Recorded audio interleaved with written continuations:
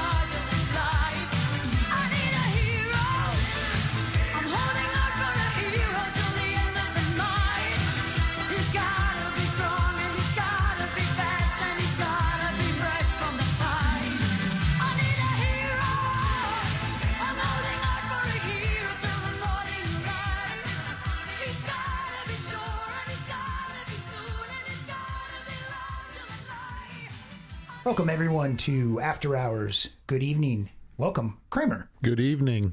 How are you, my man? Not too bad. Good.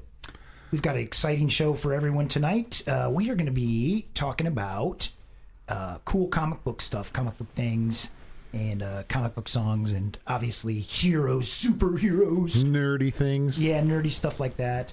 But we opened up tonight with I Need a Hero. What was that featured in? The great Bonnie Tyler. Yeah, what movie was that featured in? Oh, shit, I don't know. You're the one who played it. I know, I did play it. I should look. I Need a Hero. Yeah, I don't know what that one was in. Probably some kind. I think it was maybe Flashdance or something, maybe. Maybe. I think you're right. Know. Let's see. Holding Out for a Hero. 6 studio albums. Footloose. Footloose. That makes sense. Yep, Footloose. Yeah. Kevin Bacon. My hero. Was that one of his first? No, his first was Friday the 13th. Oh, yeah, I think 1980. Okay. Paramount Pictures. I think we talked about that. Has he ever been in a superhero movie at all? He was in R.I.P.D. That's a superhero Rest movie? in Peace Department. Yep. It was a comic book related book. Had Ryan Reynolds in it. Yeah, they were ghost cops or something, right? Mm-hmm. Kevin Bacon was in that? Yes, he was a bad guy, man. He was shit. He was his cop partner that went off went to the dark side, or more or less. Yeah. He came back as an old Chinese guy, Ryan Reynolds did. Yes, I do remember that now. I have seen that. Yeah, that's a good one. That is really good. Oh shit, that's now funny. don't put any coins in the basket to watch part 2, because part 2 is no bueno. But the first one was entertaining for sure. I kind of felt like that with the Men in Black movies, that they just got kind of stupider and even more stupid after. Actually, the first one was good. The second one was the turd of the branch with Knoxville in it, and then the third one got a little bit better, and then the fourth one, or the international one, was pretty good too. So if you bypass that second one on the chain and just watch 1, 3, and 4, you're good to go. They, I don't know if again, based on a comic book. Yeah. Yep.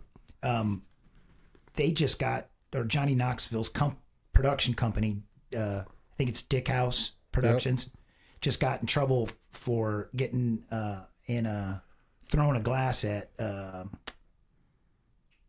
what's his name? Jamie Foxx. A glass, like a cup, like a glass, like a drink glass. Drink glass. Okay. They were at some club or whatever, and I guess they were drunk and acting out of all the fools, and it caused a big scene, and it was news, and yeah, he had to get stitches. He was at his, I guess, birthday dinner with family, and they were being asses, and at some point a drink glass got thrown and it cut him, and he had to go get stitches. So the second slap across the world, then. Yeah. The first one was Well, Will I don't Smith. think this was nearly if you think about that, it's full circle. Will Smith was in the first Men in Black, so we're going to full circle it all the way back to that was the first slap heard across the world. True. So that was kind of interesting. And funny you mentioned Jamie Foxx, too, because I was just thinking to myself earlier, before we started the program, that, one of my favorite superhero characters when I was young, basically the only character in my life, was Spider-Man. I was a Spider-Man fucking freak. I had almost a run up until 290. I was missing maybe 5 issues, and there were a couple of good issues, but I had most of the good stuff. But when they introduced Jamie Foxx as Electro in the movie, it was just, we didn't need Jamie Foxx as that actor in that position. It was just a travesty to me to see that. I don't think I've seen enough of those to know for sure which one. Who plays Spider-Man in that one?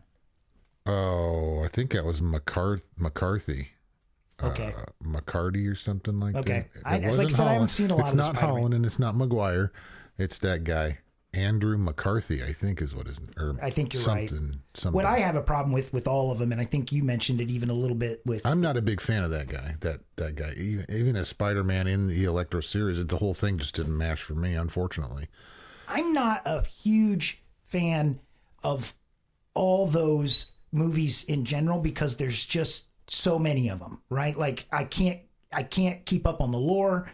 obviously I'm not like you who knows that stuff just from, we watched the new Superman trailer. We should mention that to our listeners, right? For sure. Yeah. So we watched that prior to going on the air tonight, and it looked awesome, but I didn't get like the deep, like, oh my God reaction that everybody's getting, because I don't know enough about Superman. And if I'm correct, I've seen the Christopher Reeve stuff. You know, I've seen one, I think, of the new reboots of Superman that happened. I don't even know how many there are, but it's, you said it too.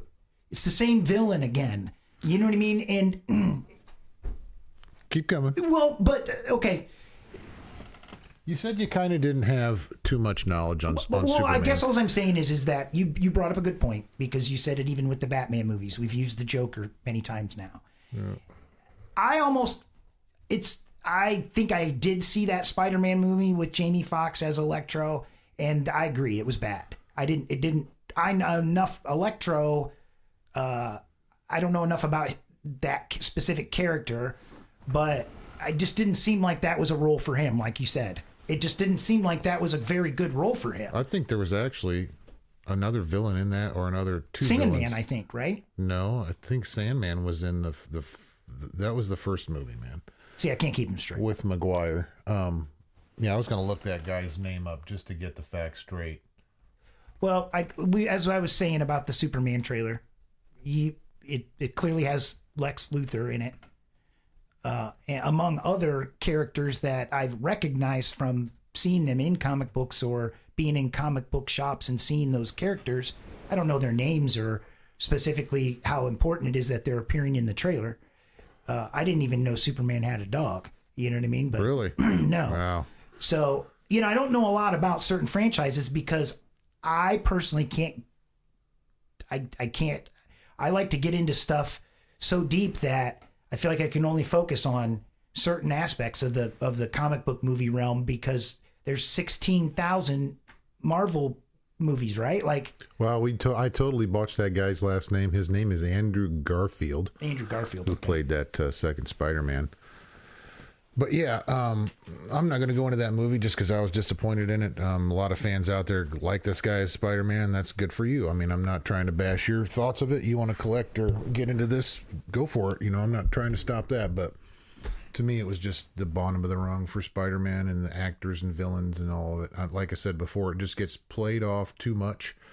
You go all the way back into the 70s with Christopher Reeve Superman. Gene Hackman played Lex Luthor. Did a good job, had Warren Beatty as his dumb sidekick, and it was kind of one of those good portrayals, slightly. You got Gene Hackman, first of all. He's a phenomenal actor. I love Gene Hackman and everything. But you keep moving past it, and you keep making Superman movies with Lex Luthor in it. We already understand that he's his arch nemesis, but there's a plethora of Superman villains, DC villains to boot, that could be brought in instead of the same character as a villain played by some other actor. Right. Well, that's a whole thing in general, because there's a difference. I think a lot of things are getting rebooted and they're not being reimagined. You know what I mean? Like, reimagining it is a different thing. Turning it into something that, like, taking it and giving it a spin is fine. But like you said, using the same villains, the same basic plot, just retelling a better version or more CGI is what I feel like. And personally, CGI doesn't make a story any better to me. You know what I mean? Just giving me a bunch of visuals and telling me or showing me the same story again and again with just better visuals doesn't really do anything for me, CGI can be good in certain aspects. Again, we've discussed Alien Romulus. To me, they did a horrible CG effects on Rook, the android that was portrayed as pretty much a clone of the same android that was in the first Alien movie that was called Kane.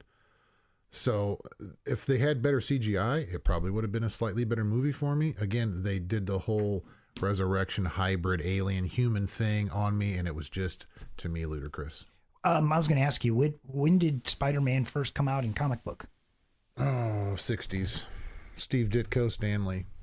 Or Steve Ditko, and possibly did some... I'm thinking Stan Lee for sure. Yeah, I think so too. I don't know enough about that stuff, but what is you collect comic books? It's kind of well known, at this point. It is.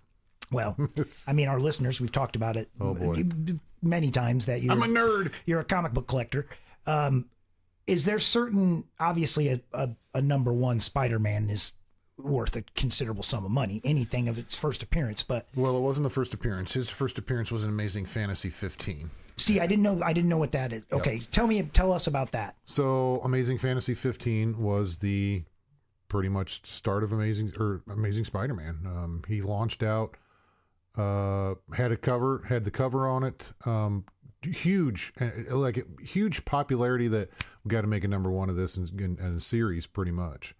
And then of course, number one came out with Fantastic Four. And then his like from 1 to 100 in Amazing Spider-Man, there was so many first appearances of characters and villains in there that is like unfathomable. Kingpin's first appearance was an Amazing Spider-Man. You got the Lizard, you got Octopus, Dr. Octopus, you got Green Goblin, you got Hobgoblin, you got it just goes on and on and on. There's just a ton of just great characters. So needless to say, Spider-Man introduced the world of comic books to a ton of characters that we know and think of all the time when we start naming off comic book characters. For sure. So the first 100 of the Amazing Spider-Man must all be in some form or fashion valuable. I mean, if you were to run into any Spider-Man issue between 1 and the first 100 or so, you can probably bet it's going to be a valuable book if it's in good shape. Oh yeah, 1 through 100 is, that's the pinnacle. If you got that, you can get the rest of the stuff to complete your set relatively easy. I mean, yeah. You got 129 comes with the first Punisher. That's Nice. kind of a high dollar book. You go into after that, probably the next high dollar book would be 300, which is the first Venom. Nice, yeah. And then you got a trickling amount after that, but nothing in the huge dollar And see, range. you just bring that up again, but that's a good point. Those are all, again, characters that their first appearances were all in Amazing Spider-Man, right? That's cool. Yeah. That's really cool. We're due for a tune here real quick. When we come back, we're going to talk about one of my favorite movies, and I'm going to play one of the songs off the soundtrack, A Perfect Circle with Passive on Z103.com.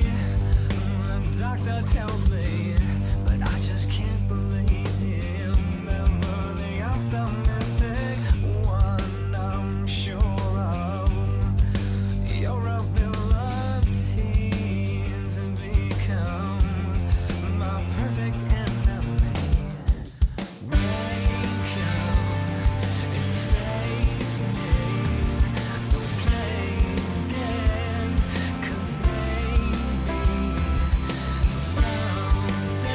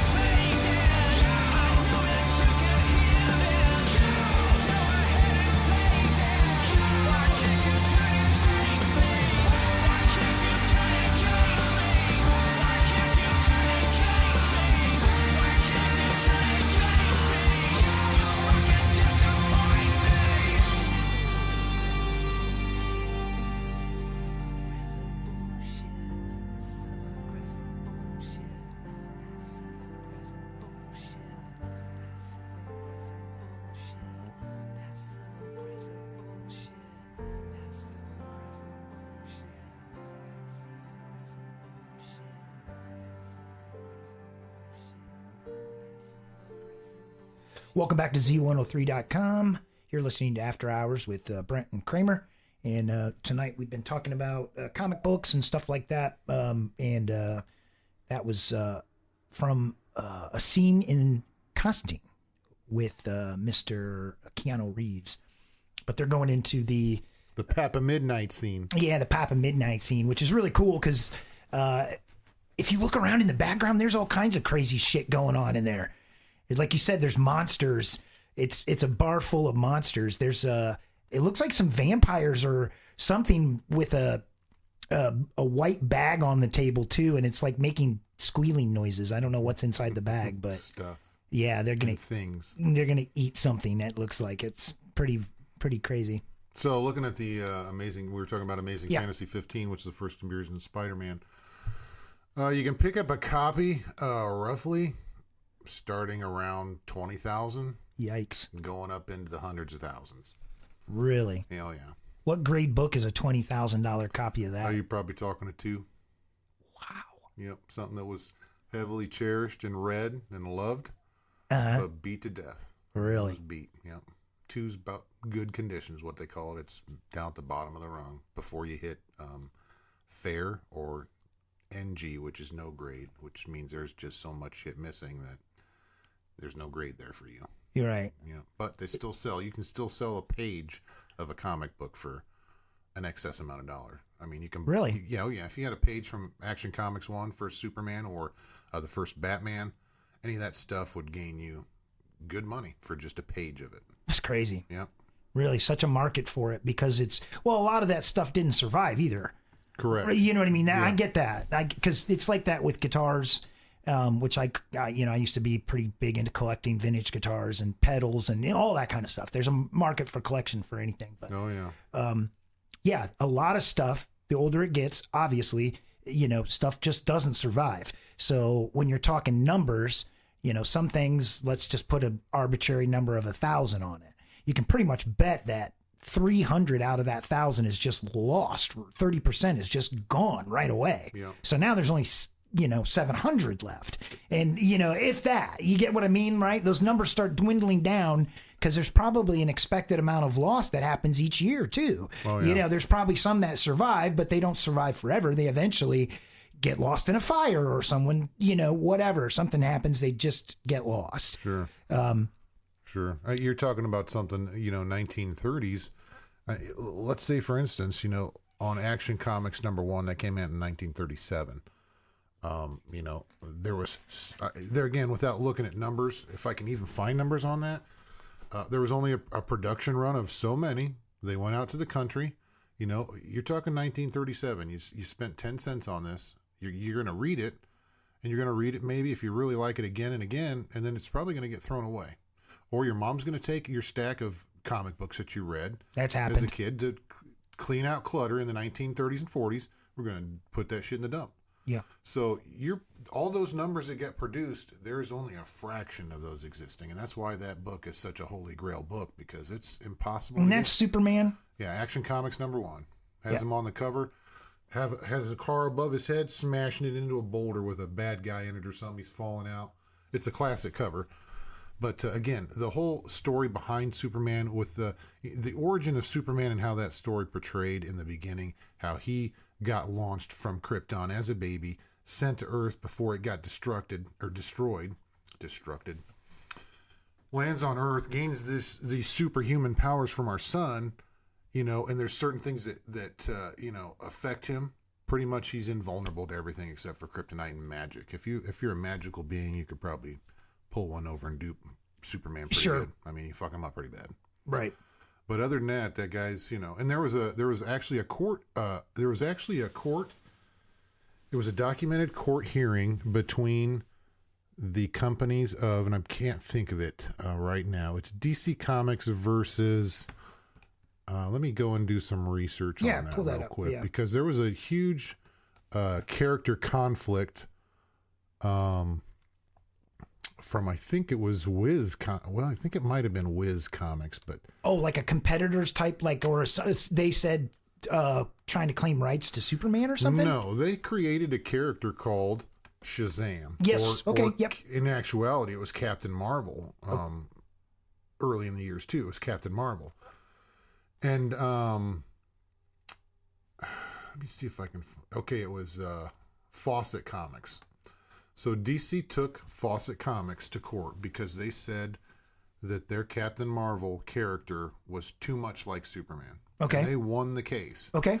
And the funny thing about that is they won the case, and I don't know what happened through the decades, but in like the I think it was it was Crisis on Infinite Earths.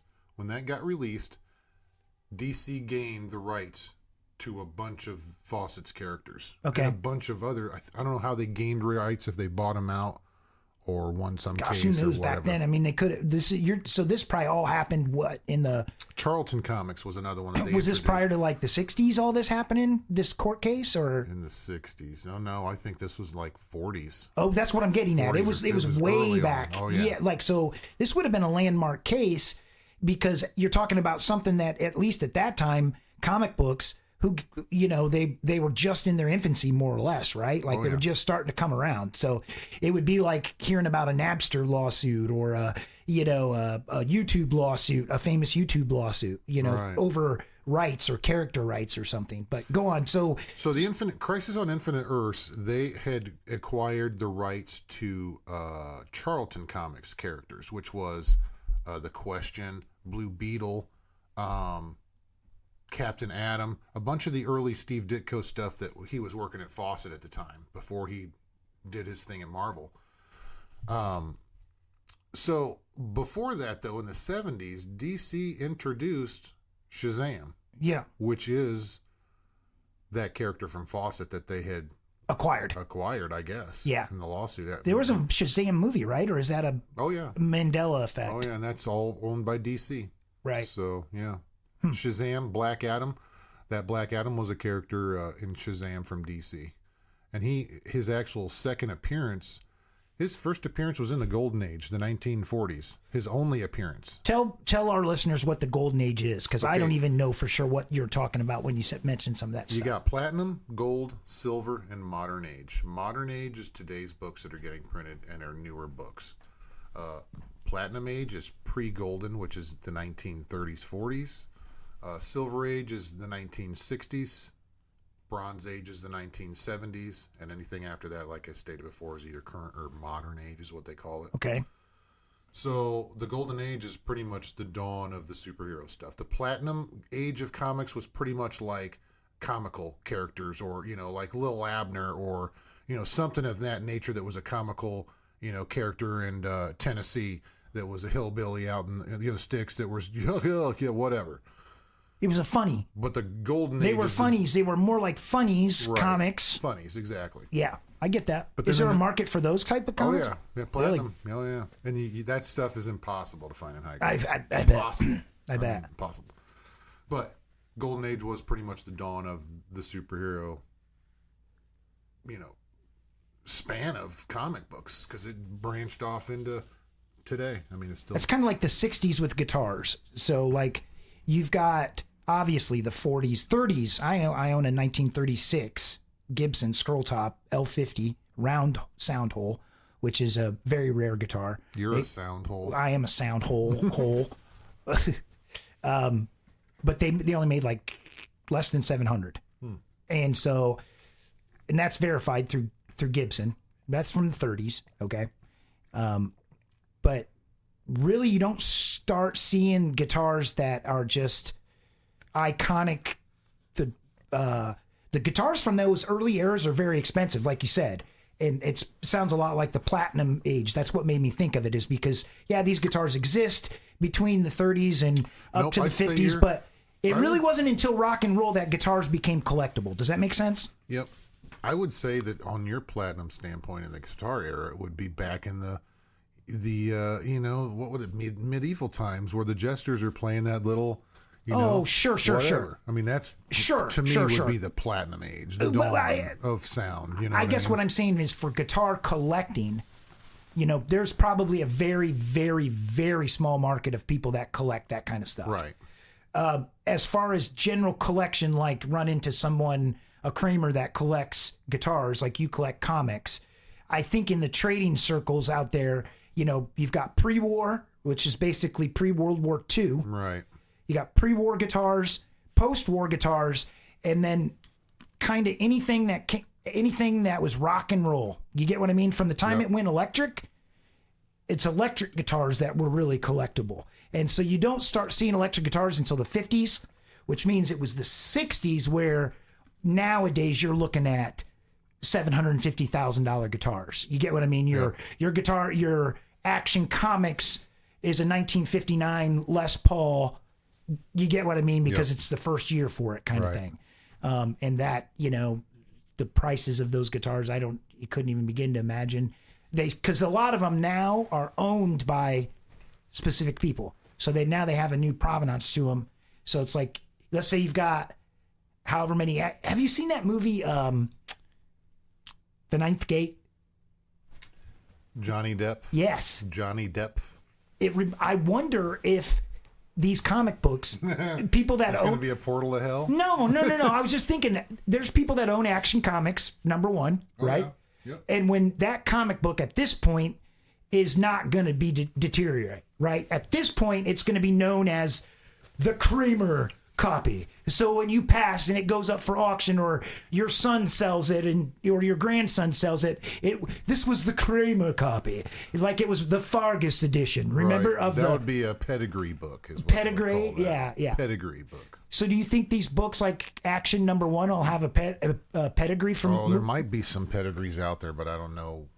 I don't know what there would be there. I mean, I don't know if it would come out of a. I'm saying, is there so few of the Action Comics left that there's maybe 100 people that own one? I don't even know the numbers on it. I mean, it's that. Look that up while we're sitting here. You're about due for a tune, but it's the book that you will never have in your collection. I mean, it's that simple. It's just the pinnacle of the comic book world. I mean, if you could get one, you'd have one for sure. So, Action Comics. What were we looking up again? How many? How many Action Comics were produced? Or not produced, or in current ownership. I'm just curious how many exist currently.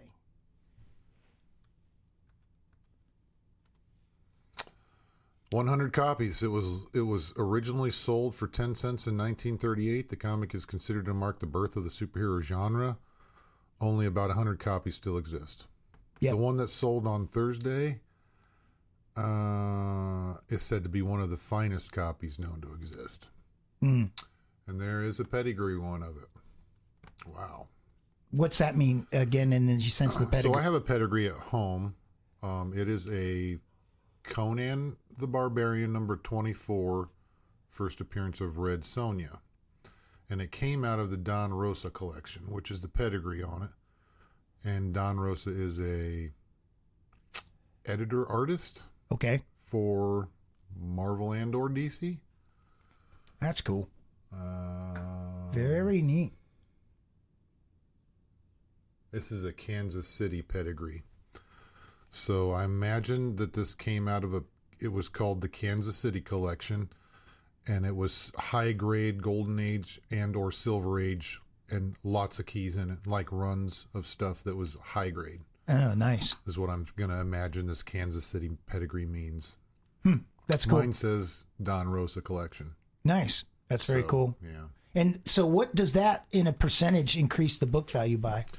That's a good question, because I still don't know what mine's worth. I've asked a couple of people about it, and they kind of tell me a little bit of this and that, and I don't know what to do at this point. But so I'll bring it back to music real quick too. I've ran into that with music equipment that's been owned by famous people, right?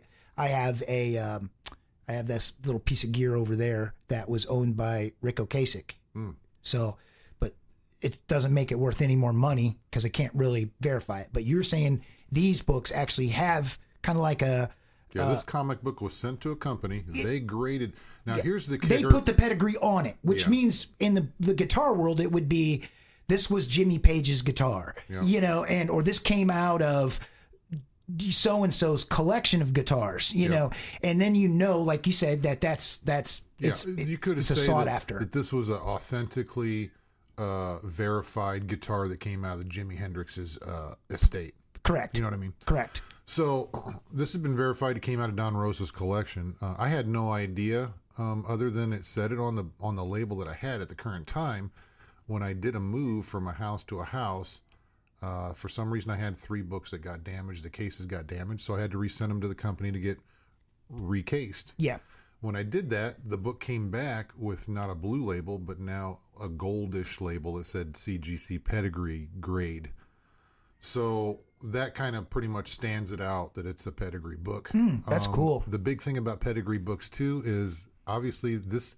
Now there again is we're talking about the first appearance of Red Sonja, and it's a 9.4. So to have a 9.4 first appearance of Red Sonja is like really good. And then you put the pedigree on top of it, and it's like an impossible book to ever attain because it's how many Red Sonjas Don Rosa collect? You know, how many of those first appearances of Red Sonja did my man Don Rosa have? Right. You know what I mean? There's only one. Right. So that's the way you look at that pedigree. Now, this Action Comics pedigree, Kansas City, is an 8.5.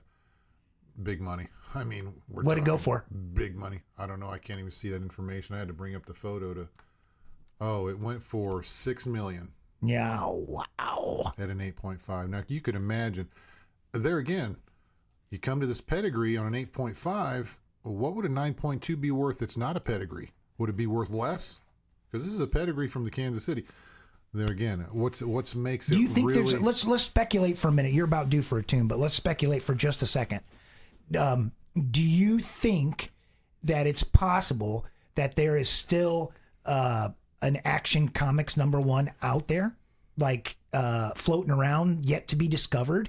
Is that even possible? Anything's possible, my friend. I mean, anything out in the wild is possible. I mean, so could you imagine? Could you imagine? Could you imagine buying a house and having to demo a wall and finding stacks of cash? It happens all the fucking time, brother. I know, it's wild. All the time. Yeah, I know, it's wild.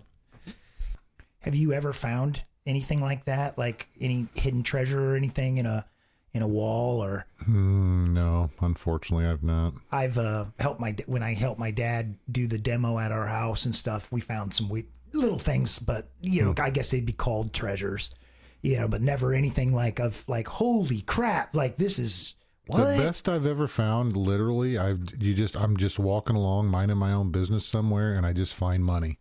Like I remember as a kid, I was walking through a field. I found like a couple of $20 bills in a field. That's wild. Like blowing around like, okay. Thanks. I'll take it. Yeah, that's you know wild. what I mean? Hey, you're up for a tune, by the way. What are we going to play here? Yeah, so we're going to play some OJs for the love of money, Z103.com.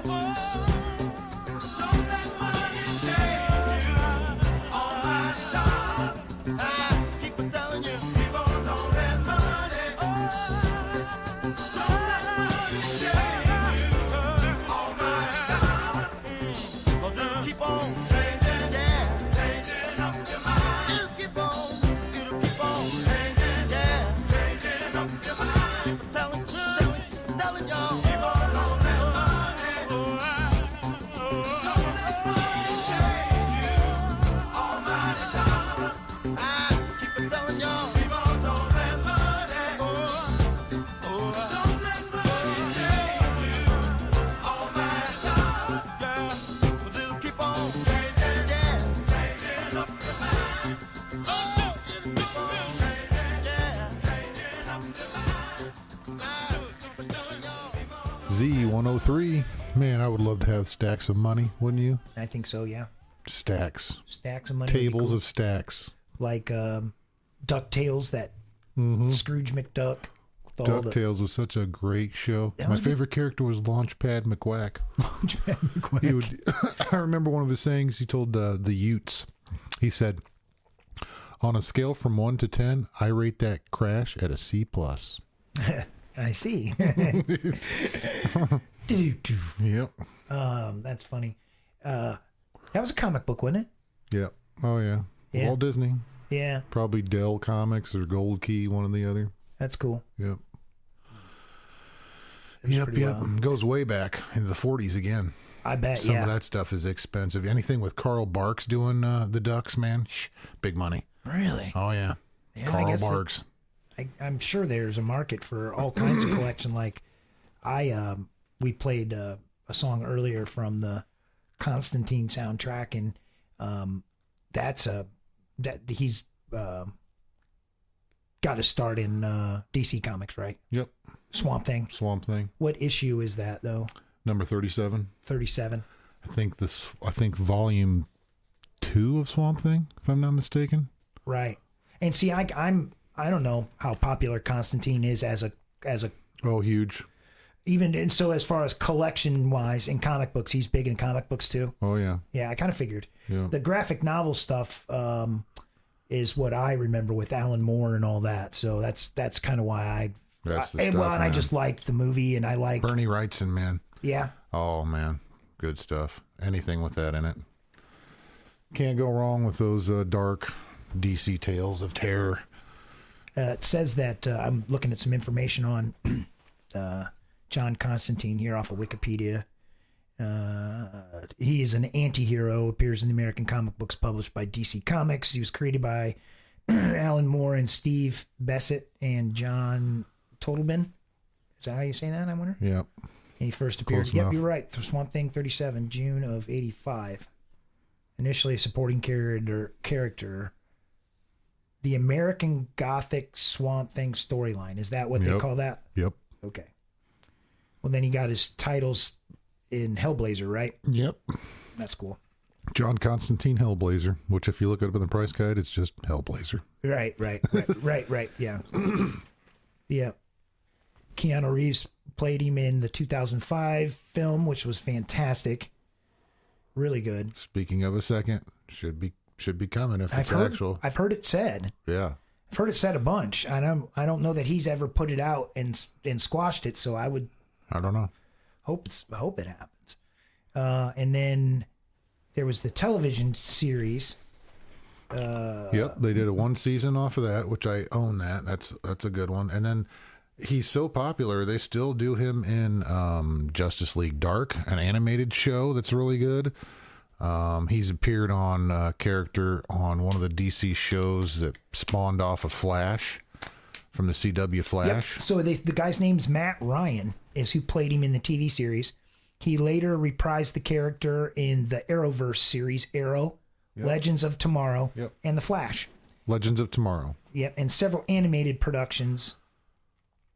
In the television series The Sandman.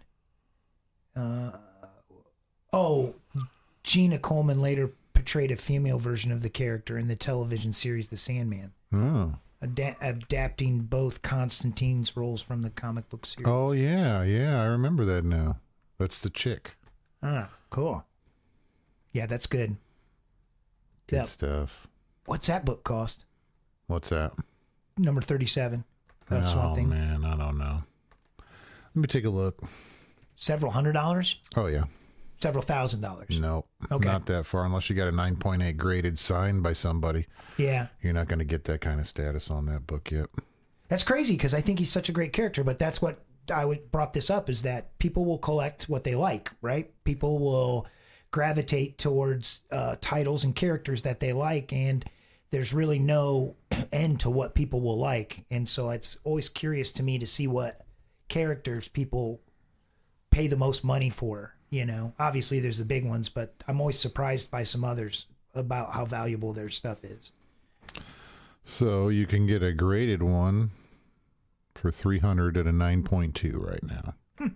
That's the lowest grade on the high grade end of it. Anything after a 9.0 up, you're good to get that book because that's high grade stuff. You want to hold on to it. High grade, you start slumping off after 8. When you hit 8, it's still kind of high grade ish. It's very fine near mint, but after that it goes into very fine, and it's kind of goes into mid grade from there. Gotcha. And then get down into low. But on the low end of the high grade, it's going to cost $300 for that graded book. Roughly. What do you call a series of comic books if you have? So if you got a 9.8 graded Swamp Thing, that's a $1,600 book. Okay. What if you have number 1 to the end of the comics? Yeah, that takes some digging to find all that. Well, no, what is that? Is that called something? Do you on a rough, yeah, it's like a full run. Okay, a full run. You'd have a full run, or yeah, pretty much. You'd have the series, pretty much. From one to however it stops. When they stop. And a lot of times, don't they break them into different, like, they don't run anything from like 1 to million issue 1,617,000, do they? Currently, right now, Action Comics in the 1930s, it started in number 1, 1938, is up to 1,000 something. Okay. And Batman is the same, roughly, in the 1,000 something. So, Gotcha. still going, That's as far cool. as I know. Yeah. Unless they did a reset and rebooted. They did some kind of deal where they stopped the series and then they restarted it as another number, like number That's 1 what or I was whatever. getting at, if that and happens. then they took that to a certain point and they said, well, let's revert it back to from 689 to with these 10 issues, we'll make it 709. You know what I mean? Okay. So it's just kind of, Hulk did the same thing in the 60s. He started at Hulk, went through number 1 through 6, stopped, went into Tales of Suspense or something like that, or Tales to Astonish, and then went back to his title at 102. So you have another number 1 at 102, which I have 2 of. And then that's in the 60s, and then that goes all the way right now to current, which is probably in the 600s, I would think, right now. How often do they put out a book? So what do you get? How often does an issue come out? It varies. You're either weekly, bi-weekly, or monthly. Really? Yeah. So what are the big ones that are still going weekly? I don't know. I have been out of buying new stuff for 2 decades, man. That's crazy. I've been out for I didn't know that. So Yeah. they're still printing these as often as, a Batman title once a week. They're printing these things often as a newspaper. Ah, wow. You got that many titles across that company. Yeah. And then you got this company, all those titles, Yeah. and so on and so forth. Wow. Yep. So I wonder how big the art department is at some of these Huge, Yeah. huge. You probably got guys' studios in their house. They just send it in. They'd have to once at a this month. point. You know. Yeah, they'd have to at this point. That's nuts. Yeah. That'd be a cool thing to. That'd be a cool thing to see the behind the scenes of, like how a comic book is like actually watching the guys at their desk kind of working, not like a documentary, like reality TV of a day in the office at the comic book. Like how it's made. Yeah, like how that would be cool. Yeah, that would be cool too. That would be. Yeah. All right. Well, I'm going to start the 3-song block here on Z103.com.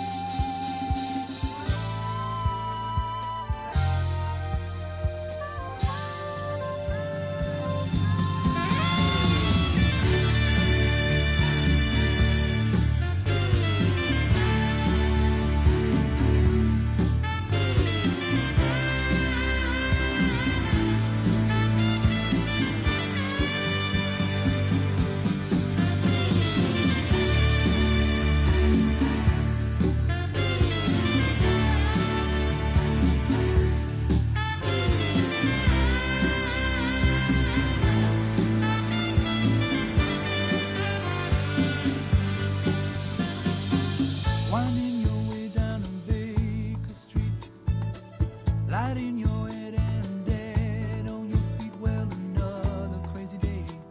You'll drink the night away and forget about everything.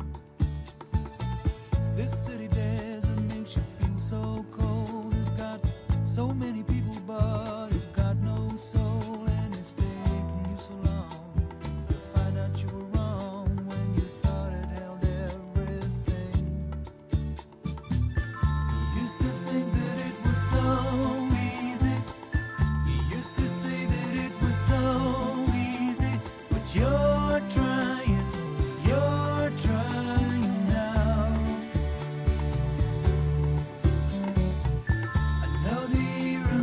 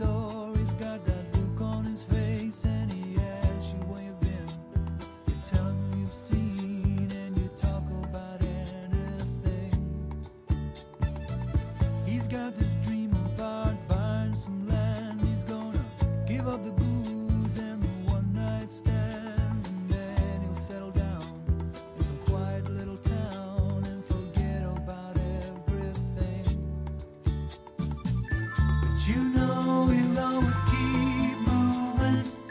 You know he's never gonna stop moving. 'Cause he's rolling, he's the rolling stone. When you wake up, it's a new morning. The sun is shining, it's a new morning. You're going home.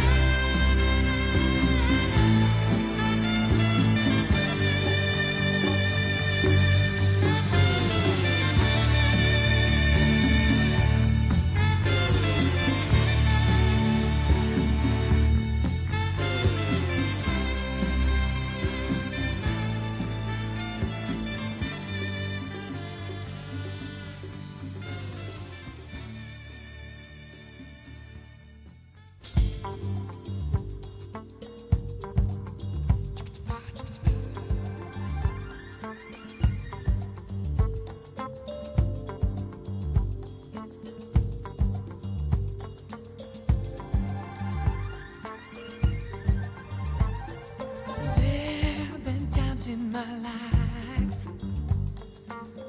I've been wondering why. Still somehow I believe we'd always survive. Now I'm not so sure you're waiting here. One good reason to try. But what more can I say? What's left to provide?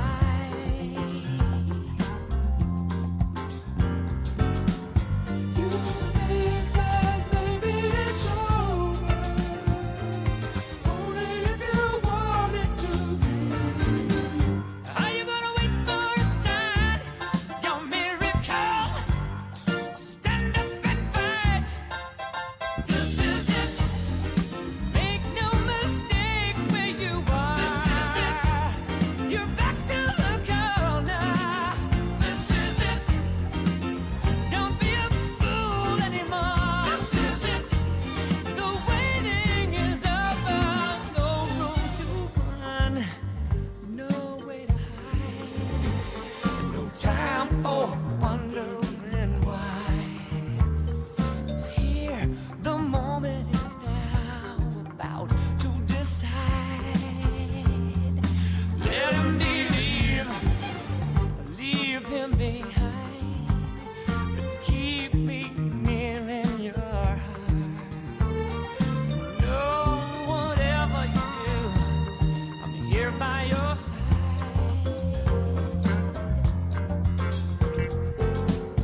You said that maybe it's over,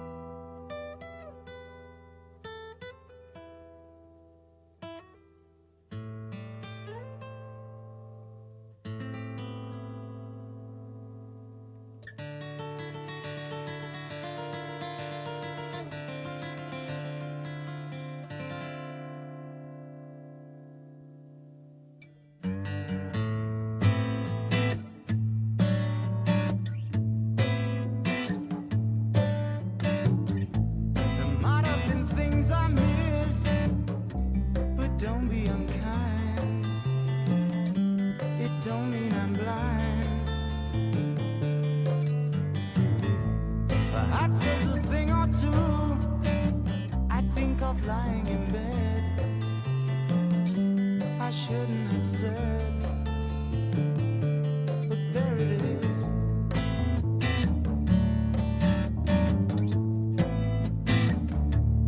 You see, it's all clear. You are meant to be here.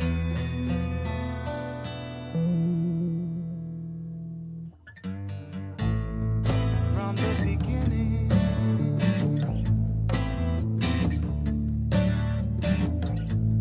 Maybe I might have changed, not been so cruel, not being such a fool.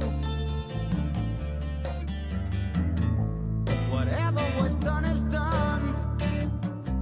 I just can't recall. It doesn't matter at all.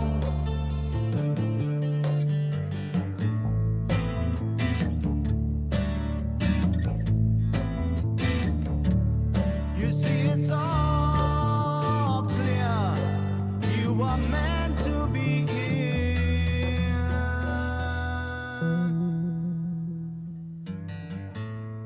From the beginning.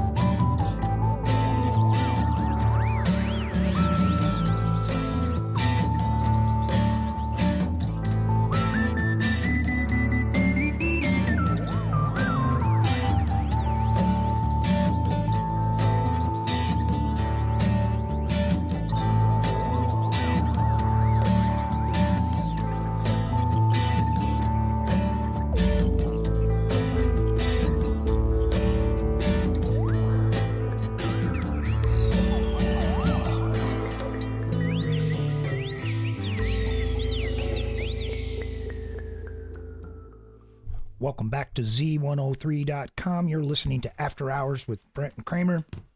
Welcome, everyone. Thanks for tuning in. You're listening to a show loosely based about music and whatever topic we kind of sort of choose to talk about. And we've been chatting about comic books and superheroes, cool stuff like that. Nerdy crap, right? Nerdy stuff. Nerd. Nerd. One of my all-time favorite movies, Revenge of the Nerds. Yeah, 3. that was good. That was great. Your Revenge of the Nerds, I guess, is what it's called. Yeah. Yeah, Hellboy. We were talking about Hellboy earlier. Hellboy, he first appeared in Dime Press number 4. Okay. And those are going for about $400, and they're. So explain what that one is, though, that version. What we were talking about while we were on the 3-song block there. So it predates his first comic book appearance, and it's just pretty much a giveaway. And I just lost that information. It took me into somewhere else that I didn't want to go. Here we go. Published in 1983, this was the first Hellboy comic. It predates first Hellboy U.S. appearance, according to the CGC census. There are only 238 graded copies of those. There are only 26 graded copies of this particular book. So that tells you the numbers right there. I mean, it's very slim. How did you get that? Them. You can get a raw book. Like I said, I'm looking at one. Here's a 9.6 graded one for $2,850. And that would be the true first appearance in black and white appearance of Hellboy. Yep. And how did you get that specific issue? You had to be at a con or something to get that? It states on the CGC label, Hellboy cover predates first U.S. appearance. So it's just a cover is all it is. It's got Hellboy on the cover. If you want to look at the cover, you can come look at it anytime you want. Oh, no. He That's doesn't cool. even look like Hellboy. He's gray. That's crazy. So when you look at the first actual appearance, he's like Hellboy. Red, Nice. You know, Yeah, the whole interesting. storyline. Well, people are really twitchy. Like you mentioned, you're collecting Howard the Duck, right? Howard the Duck, I found a couple of Teenage Mutant Ninja Turtles, and the funny thing is, again, you don't think, you're thinking, let me get the first appearance of Teenage Mutant Ninja Turtles. It's not going to be in that title. It was actually in a title called Gobbledygook. You're right. And it actually wasn't a story with them at all. It was just a one-page ad that's saying they're coming. Right. They're getting their title. You know what I mean? So that Yep. was their actual first appearance, and it goes for ludicrous money. I bet. Production numbers, all that scarcity numbers, that's just slim numbers out there existing. You know what I mean? And people don't think to collect that when stuff comes out because they don't know that even Ninja Turtles is going to be a thing. Yep. So, think of the people that, like we've said, oh man, I had that when I was a kid. Or, oh my gosh, I wish I would have known, Yeah. G.I. Joe toys go for astronomical amounts of money. I had no idea, man, and my mom threw all my G.I. Joe toys away. You talking about the 12ers? Yeah, those, 12-inch and I had dolls the other ones too. With the cloth and all that. Yeah, that was some good stuff. And then He-Man was a big thing when I remember that was kind of like the first toy I guess I collected. But He-Man and Thundercats. yeah. And then the cartoon was big. That was pretty wild. Thundercats. Mum-Ra, the ever-living. Mum-Ra was cool. He was a shit. I liked him. And his dog, Ma-Mutt. I don't remember the dog. I definitely remember yeah. Mum-Ra. Wherever evil lives, Mum-Ra lives. Ooh, man. Exactly right. Dang. Can't get rid of him. That's right. Ooh. Chitara was kind of a babe. Oh, boy, here we go. She was kind of a babe. Oh, I don't talk about stuff like that. Yeah, I know. I'm just saying. I had a buddy of mine. Cody, work if with Cody him. was here, he'd Now, Cody, on the other hand, he would want to talk about that. Cody's too young for, I think, Thundercats, isn't he? He is, but if he watched it, he'd be like, oh, yeah, that Chitara. Smoking hot. Oh, gosh. Yeah. No, Hellboy, I liked the Hellboy comics, and I like the Hellboy storyline. It's got Nazi scientists and occult stuff, and it just kind of fits into a genre of stuff that I already like, which is kind of horror and science fiction mixed with wizards, and just Hellboy, to me, the whole storyline is very neat. It's well done, and the movies. I've said many times that the remake is trash. I've revised my stance on that a little bit. It's not as bad as I thought, as I remember it, but it's still not as good as the other ones, right? But If you look at the context, though, he appeared in World War II time as a little boy. mm-hmm. Hellboy, hence the name. Hellboy. Mm-hmm. So you go to this new one, which is in Arthurian time. How the fuck could that be? No, I don't think it's not set in Arthurian time. Those guys just dress up as Arthurian guys. Oh, no, it was Oh, that's right. That's right. See, I've only watched that film once. It's and the Great Hunt. They do the great. It's the I great, got you. which they dress up in night shit, and it is like an Arthurian. I got you. It's all. It was in the beginning. It was Arthur and the knights. Yes.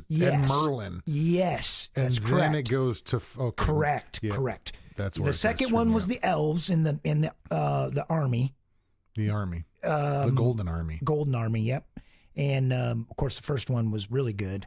Yeah, I like the Golden Army. That was good too. Fantastic. That was movie. really good too. I like the troll market, man. Oh, yeah, the troll The market. Troll market. Yeah, very cool. Cats, man. You got to kill them fucking cat eating trolls. Yeah. You remember? Yeah. You remember at the beginning? Yeah, they were eating cats, man. Yeah, man, that's not good. No, we like cats here on the show. We're big cat Yeah, people. we're cat friendly. That Yes, ain't very happening. much. I'm not always a big fan of. I want to talk about something here I'm getting to.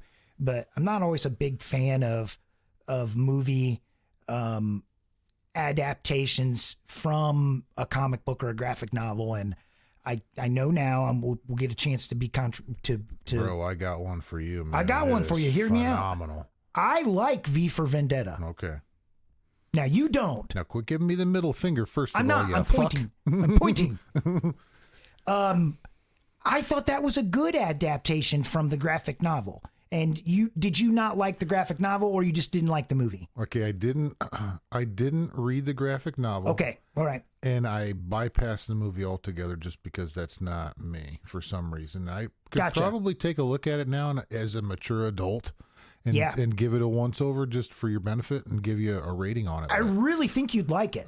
I just watched the end, I would assume, with you. You saw the best fight scene. Okay. Yeah. So yeah, I'll check it out and give you. It's a actually review for it, I suppose. I would consider, and this is what I was going to segue to that I wanted to ask you, because we sort of had this conversation before. People don't necessarily give comic books the credit they're due as literary works, right? Oh man, They just don't. People look at comic books and kind of blow them off. And I was going to bring up The Watchmen, which have you seen the movie? Oh yeah, Okay. I've seen it repeatedly. And have you read that graphic novel? Oh, I've had no, I don't own graphic novels. That's what I was. I didn't know if you owned it or if you just read it. I have a trace amount of graphic novels. However, I have the entire run of the comic series. Yep, I remember it going to so comics. that is the graphic novel. Is all Yes, that is. correct. So that storyline to me was like I wanted to read the next issue, and the next issue wasn't readily available at the time. It was one of those, gripping series that you just wanted the next issue and to finish the story because it was that good. And see, I think and the there you're movie talking about adaptation. people- Go ahead. I think the movie adaptation was good. Was really Oh, yeah. good. It was very good. Really well done. Super good. And so just to put it back real quick to V for Vendetta, I think you should actually just read the graphic novel. And Correct. I mean, unless you're a collector out there and you want the original stuff and like the original first appearances, it's going to hold value and maybe have an investment for you in the future. Like I tried to brain into my kids, hey man, get into comic book collecting. It's the poor man's stock. I mean, you buy the issue for nothing, you hold on to it for 20 years, man, and then it gains value if it's popular, or if you like that storyline. There again, it's something, if you want to collect it, man. It's you.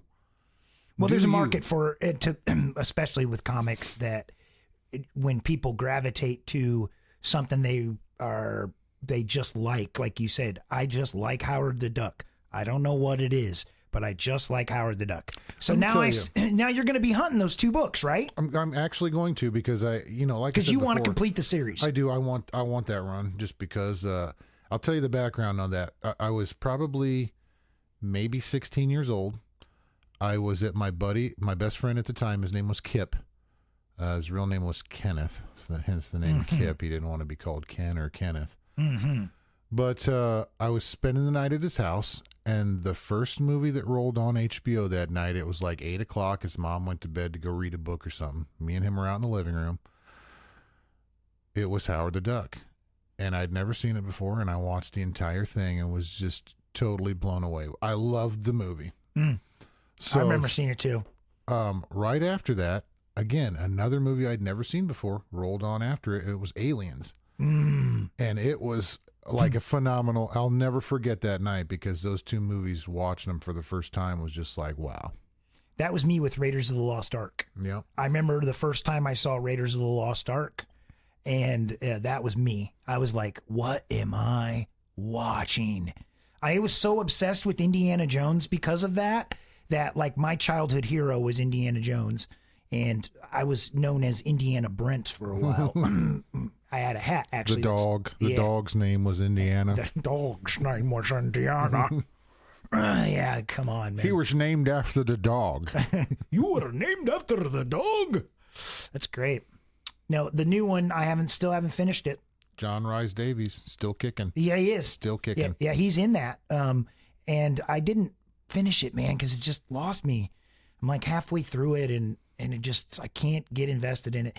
I actually saw that Harrison Ford, I think, objected or has come out publicly to state that he's disappointed with the CGI renderings that they used of him for that. So like it was like he critiqued I don't it. even remember the film, dude. The way I look at that, I just black it out. Yeah, it's too bad. And we saw we thought Crystal Skull was bad.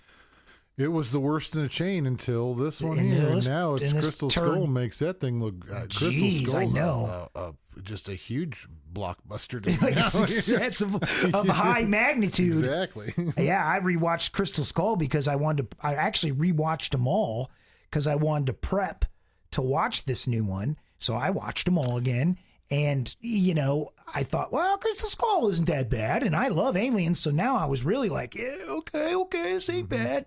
But it wasn't bad, I guess. It could have been a lot better. yeah, I it was kind I of. don't know. It, I was, don't know. it wasn't. It's definitely not this turd that we've got now. Kate Blanchett as the Russian commandant. I didn't like her accent was bad. You know what I mean? Her accent was hokey as all fuck. Well, she's British. I mean, that's a tough one for a Brit. Yeah, but she's doing the Russian like very like this, like my crotch is itchy because I have rash.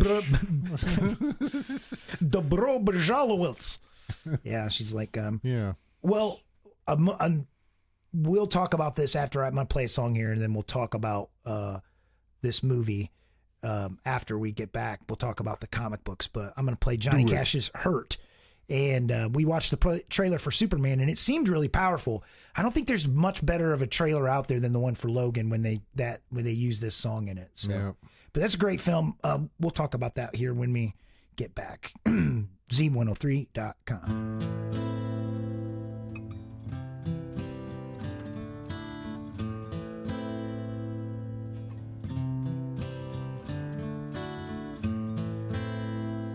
I hurt myself today to see if I still feel. I focus on the pain, the only thing that's real. The needle tears a hole, the old familiar sting. Try to kill it all away, but I remember everything. What have I become? My sweetest friend. Everyone I know goes away in the end, and you could have it all. My empire of dirt, I will let you down. I will make you hurt.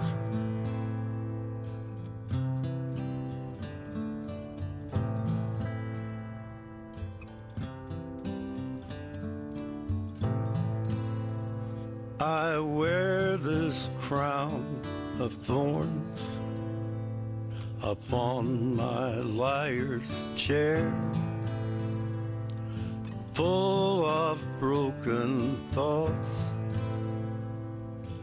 I cannot repair. Beneath the stains of time, the feelings disappear.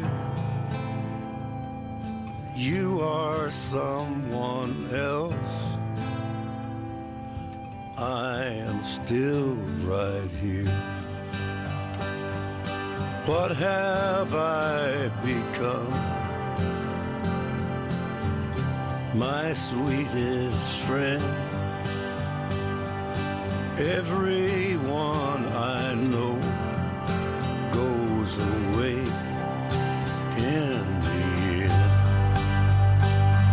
and you could have it all. My empire of dirt,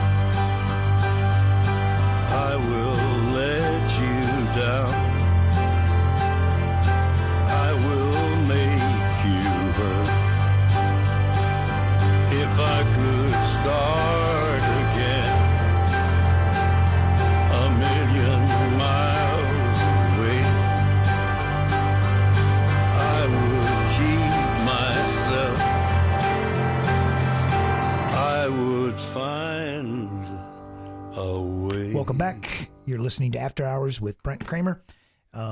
We were talking about the film Logan, that where Johnny Cash it was used in the film, and the trailer, but the film itself was really, really good. And you said it was a combination of a couple.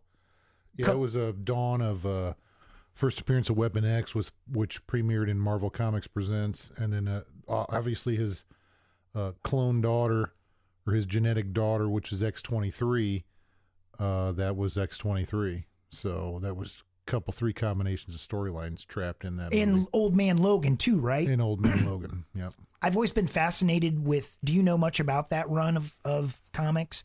On the end of days, or what? Well, I didn't even realize they had a complete offshoot until this film came out. That was... You remember Sabretooth?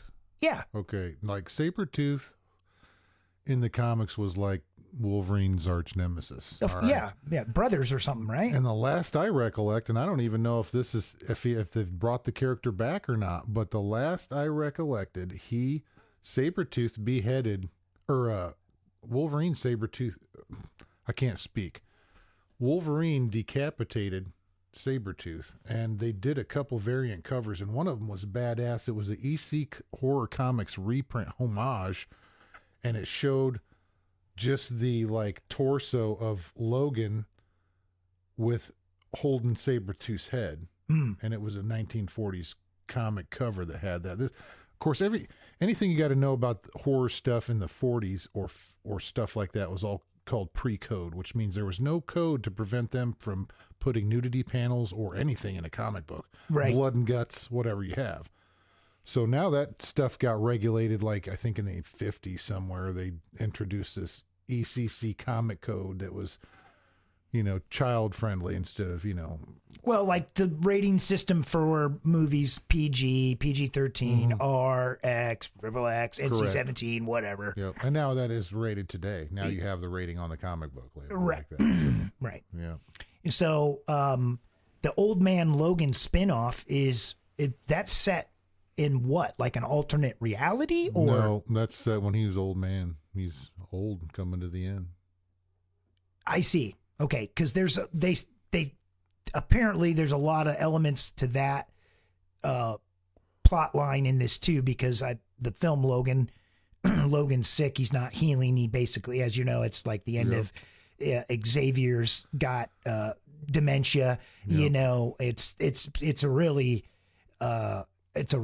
powerful cinematic film, like really well done as far as dramatic storytelling.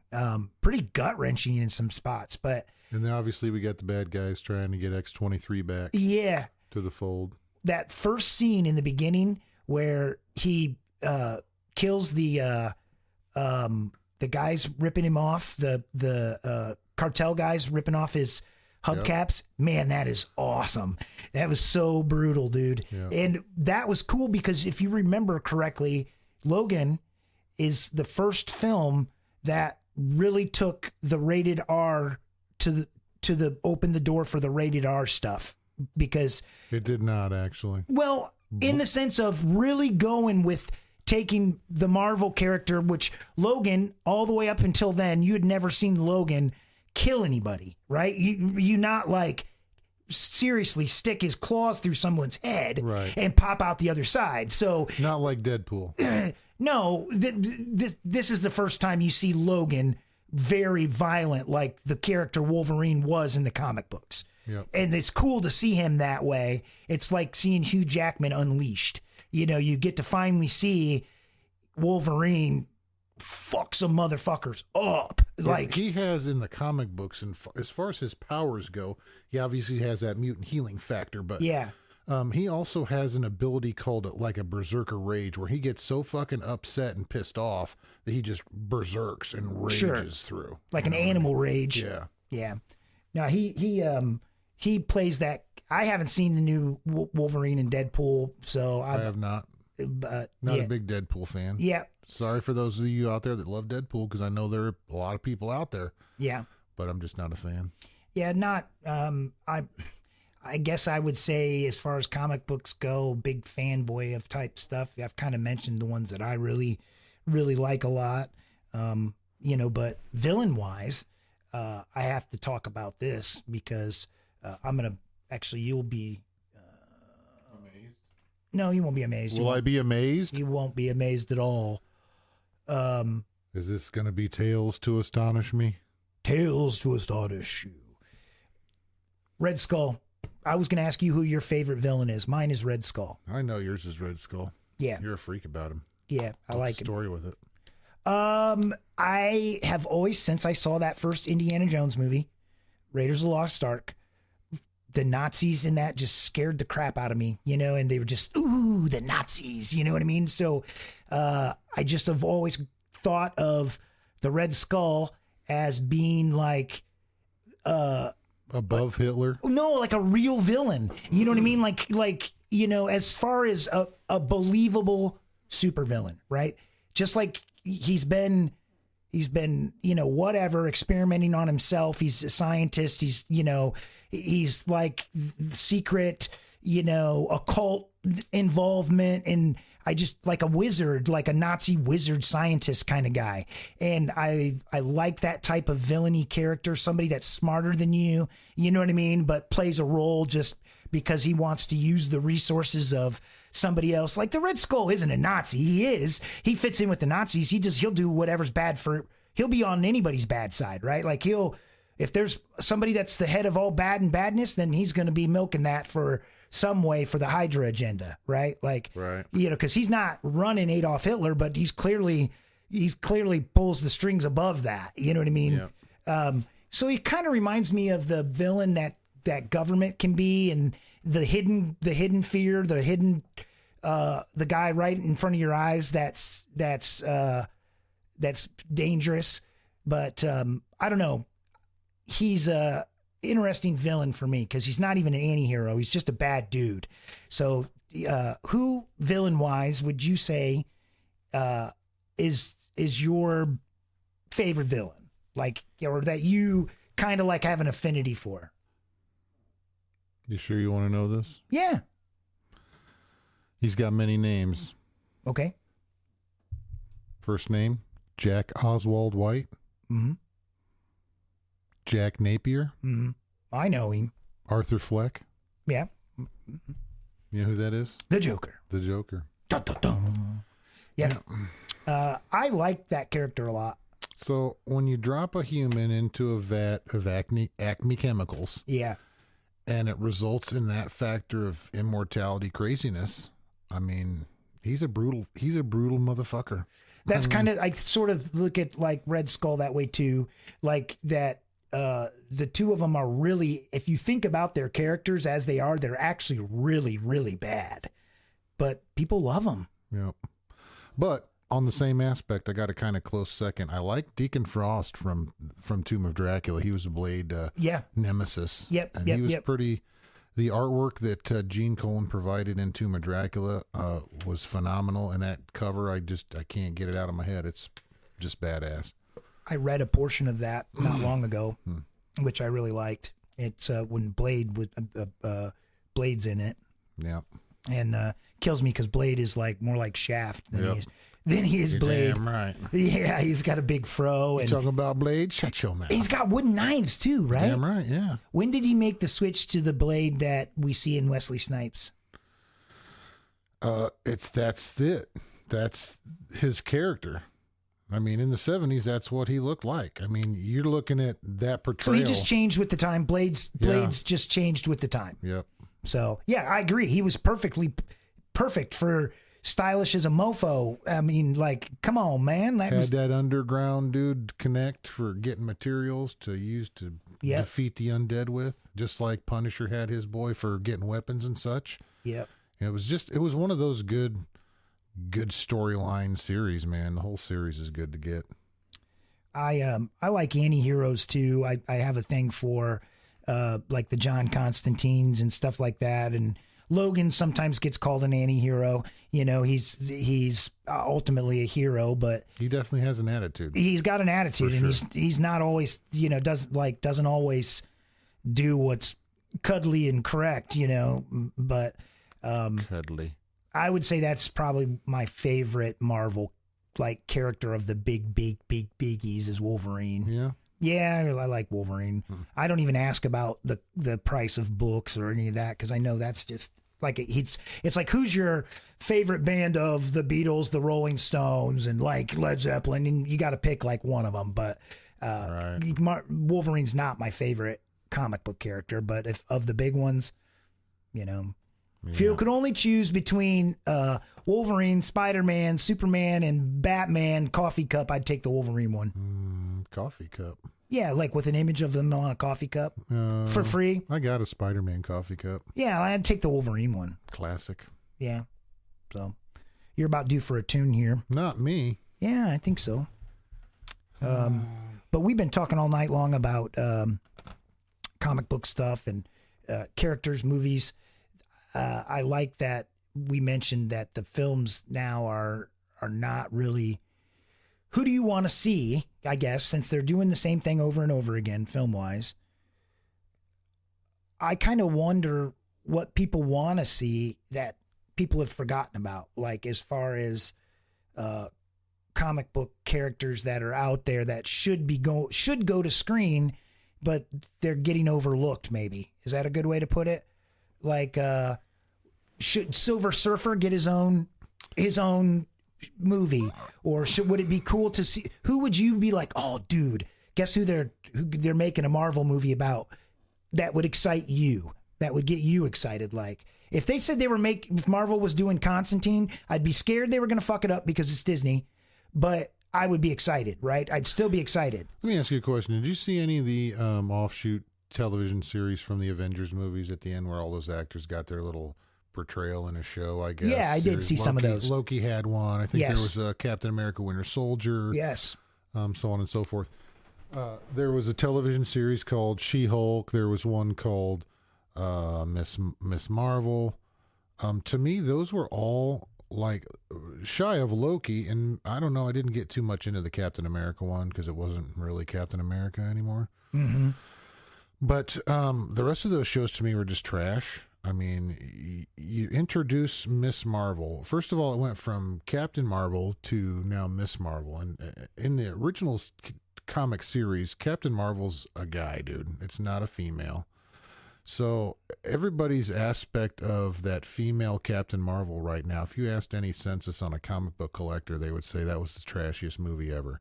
And it's a shame because you introducing Kree and Skrulls and all that stuff in it.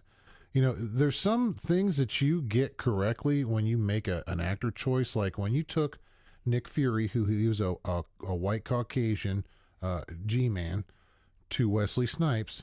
That was a good choice. I mean, regardless whether he's white or black. You mean? I'm sorry, not Wesley Snipes. Samuel L. Jackson. Yeah. Samuel L. Jackson was the perfect fucking guy for Nick Fury. I mean, he was. Agreed. Hands down. I mean, that was a correct choice. Some of the other choices that they've made, though, it's costing them. And it's not only costing them, it's costing comic book collectors because our books are starting to come down in value. And that's no bueno, Well, and it pisses me off because I'm a Captain Marvel fan. Not Miss Marvel, not Mrs. Captain Marvel, not a female Marvel. I want the original Captain Marvel. You know what I mean? Well, I would like to see that Werewolf by Night Man-Thing. That would be awesome. Could you imagine that going to film? Oh, I could. That would be super bomb. I think that would be great. They already made Man-Thing look incredible. I think both of them, both DC and Marvel, if they both pulled their archival monster stuff into film, it would be absolutely phenomenal. Phenomenal. Who else could you think of on the... Oh, yeah, we got to play a tune here real quick. What'd you find?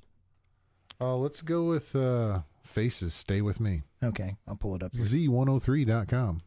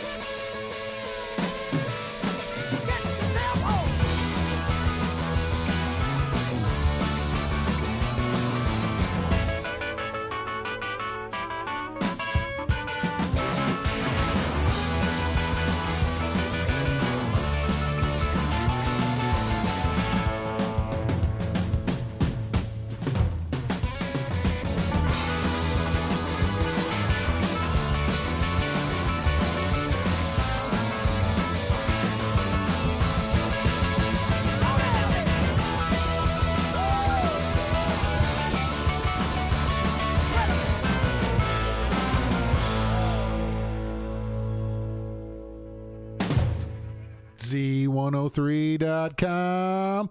Woo! Woo! Free for all. Woo! Welcome back. I tried to pull a Tommy. Woo! Yeah, exactly. We were talking about Werewolf by Night. Yes. Man Thing. Man, dude, that looked really, really good. The CGIs, that's what I'm saying as far as CGI work, right? Like, Let me talk a little bit about Man Thing. I got a little something comical to talk about. Back in the day, I used to just sit and hover on eBay and just waiting to snipe an auction. And I'd always look for high-grade comic books. And I'd typically look for keys, key issues like first appearance of this guy or the death of, or got a new costume or whatever.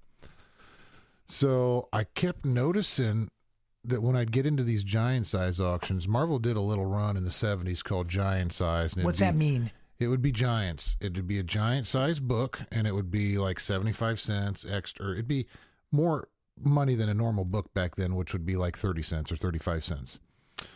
It'd be giant, and the title was called Giant Size, and it was Giant Size Amazing Spider-Man, or Giant Size X-Men, or Giant Size this, or Giant Size that. And they had one called Giant Size Man Thing. And I kept noticing every time I'd go in, people were just eating this stuff up. And I found out it was because the title was called Giant Size Man Thing. Oh, and that's why they're buying. Why, but I finally got I think I got number 1 and number 4 out of that run that they did. It's just little short ones. I think Giant Size X-Men did 1 and 2. And so on and so forth. But it was a good chunk of stuff in there. First appearance of Lilith, Dracula's daughter, who appeared in there. There was some good stuff. And I was always a big fan of anything that was giant size or oversize or magazine size, because you get good stuff out of that. First appearance of Groot came out of a magazine. First appearance of Star-Lord came out of a magazine. You know what I mean? Yeah. So that's good cool stuff. Yeah. I really liked that I guess you'd have to call it a short because it's only 45 minutes, right? It was an hour. That film we watched. Yeah. Werewolf by Night. Werewolf by Night. Yeah. Yeah.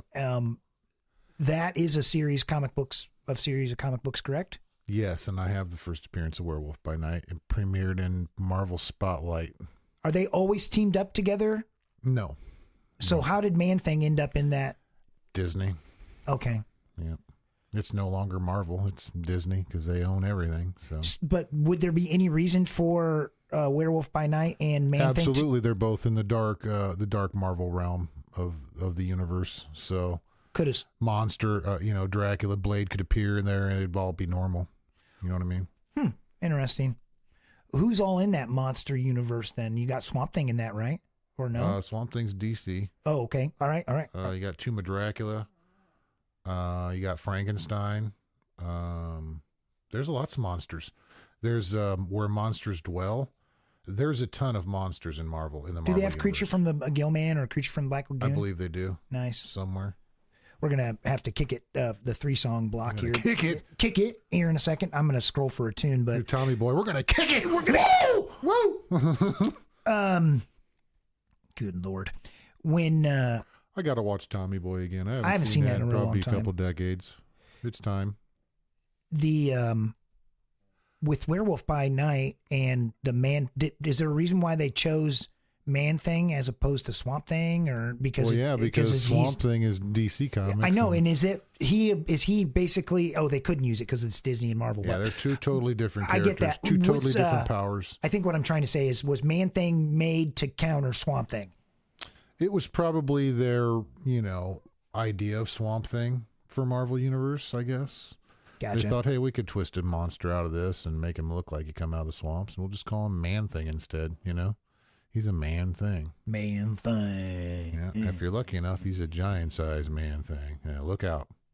All right. Well, I'm going to play one here and kick the 3-song block off on Z103.com.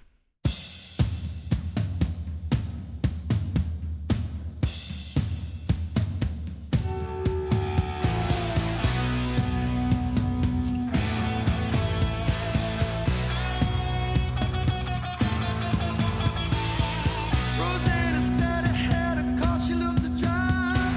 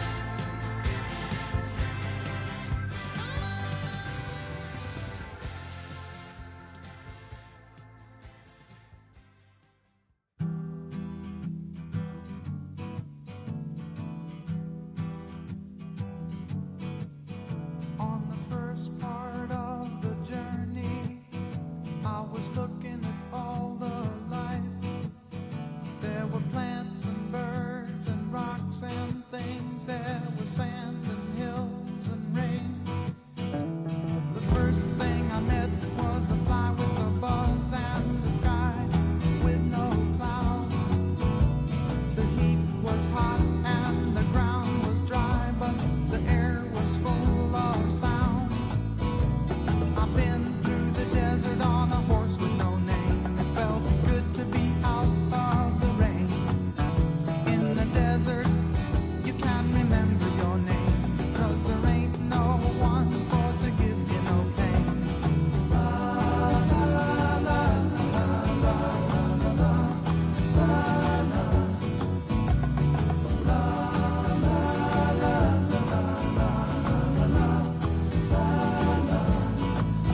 After 2 days in the desert sun, my skin began to turn red. After 3 days in the desert fun, I was looking at a riverbed, and the story it told of a river that flowed made me sad to think it was dead. You see, I've been through the desert on a horse with no name. It felt good to be out of the rain.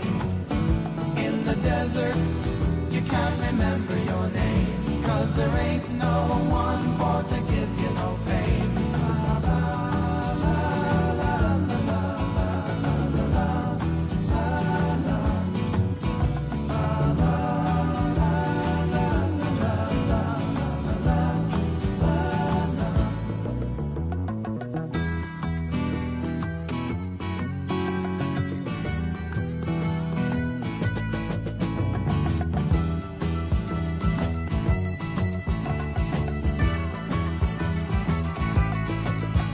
After 9 days, I let the horse run free, 'cause the desert had turned to sea. There were plants and birds and rocks and things. There was sand and hills and rings. The ocean is a desert with its life underground and a perfect disguise above. Under the cities lies a heart made of ground, but the humans will give no love. You see, I've been through the desert on a horse with no name. It felt good to be out of the rain. In the desert, you can't remember your name, 'cause there ain't no one for to give you no pain.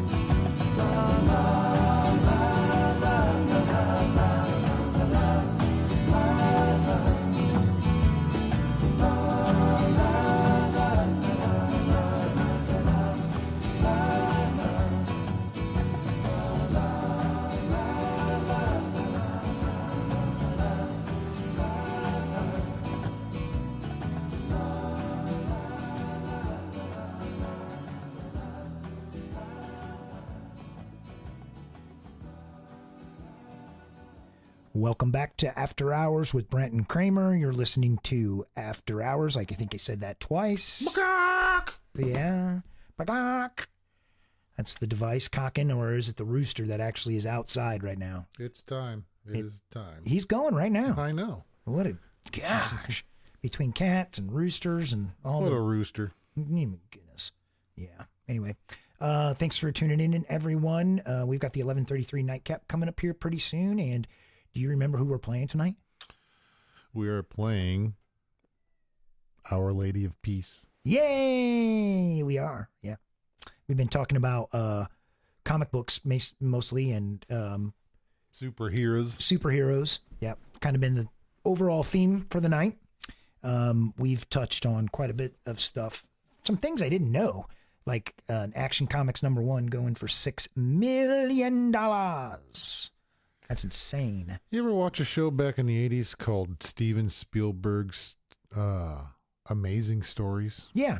I'm familiar with it to a degree. They had an episode where it showed Mark Hamill as a kid Okay. wanting to buy these comic books and save these comic books and these toys and this and that from his childhood. And his mom was just always bitching and complaining.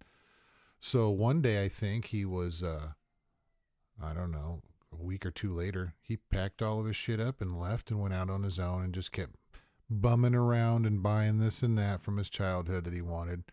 And then he was a bum, and he was turned into an old man, and it showed him on like this beach or something, and he had all this stuff that he'd collected all of his life. And this guy walks by and was just amazed at what he's seen, and picked out an item and said, "What would you want for this? I would give you $100,000 for this."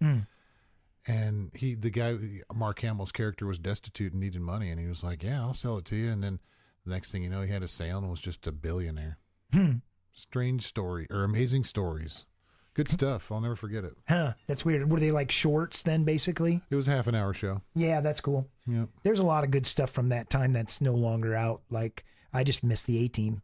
It might have been an hour-long show. Okay. They had an episode you'd like a lot. There was, I think it was World War II, and this big plane was coming back from overseas. Just did something and got away with something or something.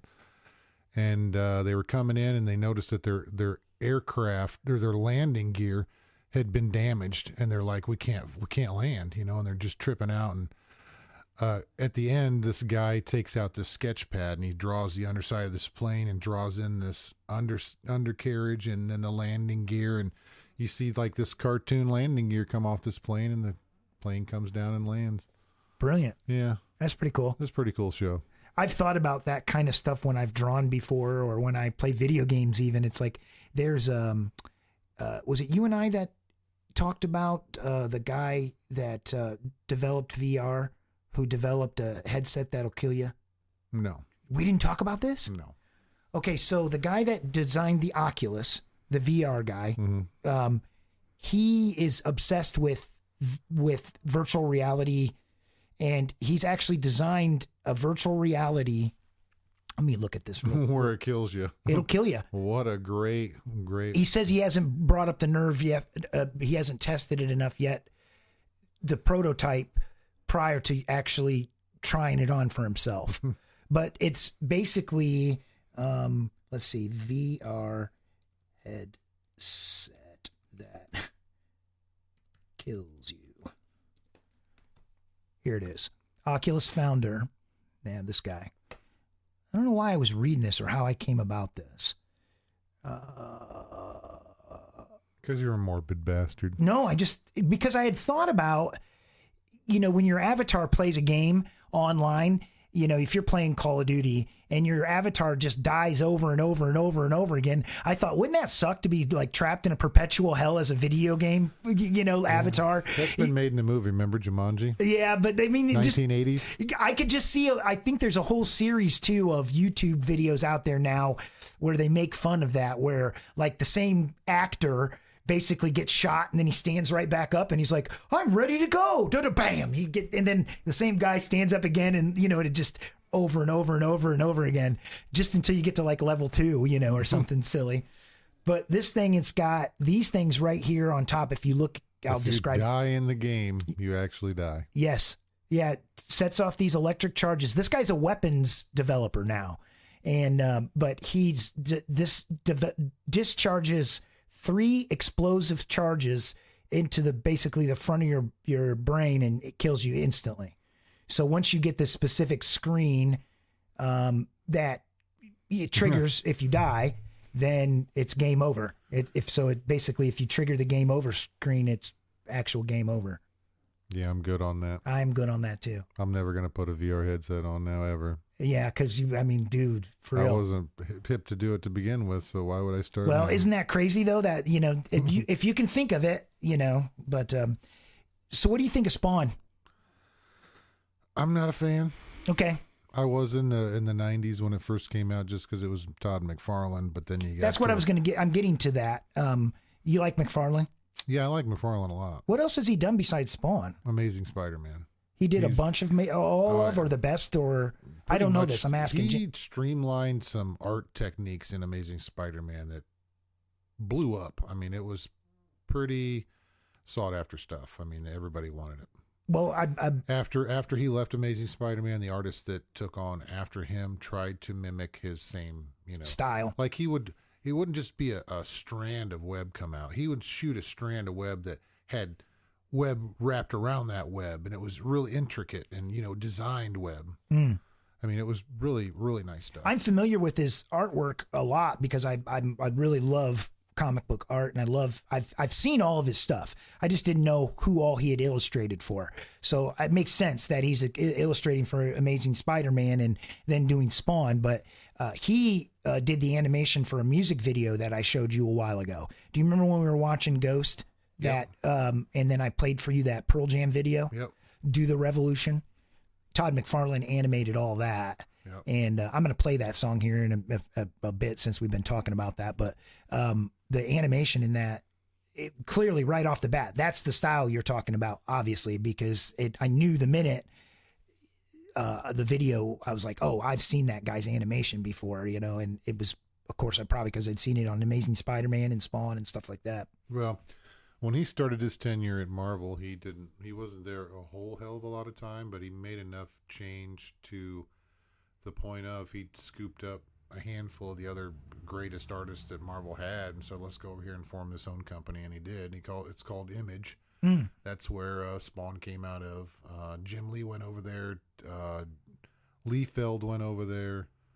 Just a handful of guys that were bigwigs at Marvel, and as far as the art department goes, went to Image. I was reading a lot about, speaking of art departments, the other day. I got my son a book for Christmas, and it talks about the art of Dungeons and Dragons. We're big into games, and everybody knows that. We're gamer people, but that book is really cool because it talks a lot about TSR in the beginning, and like the story of TSR and how it got bought by Wizards, but it's packed full of like the most iconic fantasy images. Everybody's seen them. I mean, I didn't realize how influential the artwork from comic books, but especially like in the 70s and 80s, early 80s, you're aware, high fantasy was just huge. And D&D artwork and high fantasy art was like, that was its golden age for that. And TSR had some of the absolute best illustrators out there working for him back then. And I don't know where all those guys went, because when Wizards bought TSR, they were pretty much bankrupt. And I guess Gygax and the people that created D&D were having a hard time even keeping their doors open. But yeah, I mean, just from being around comic book shops, I mean, you've seen how awesome some of that D&D art is. I think those guys get forgotten a little bit when it comes to graphics and design and artwork. There's so much of that in the genre of comic books alone. People that draw and create art for that whole, I don't know, what would you call it? Like hobby? I just call it nerd shit. You know what I mean? It's like, you know what I mean? But, yeah. But you know what I mean? Nerd artists, I guess. You got anime and the artwork for Magic the Gathering cards. Yeah. You know what I mean? Just incredible stuff. Really cool stuff. I'm sure all those people are heavily or were heavily influenced by comic books, is kind of what I was driving at. Yep. So I'm a big fan of a guy named Neil Adams. He did a lot of work in the 70s it's just phenomenal stuff. He always made it look hoary and dark and, good stuff. He passed away. Shout out to him. 2022. Yeah. I'm going to kick Do the Revolution here real quick by Pearl Jam on Z103.com.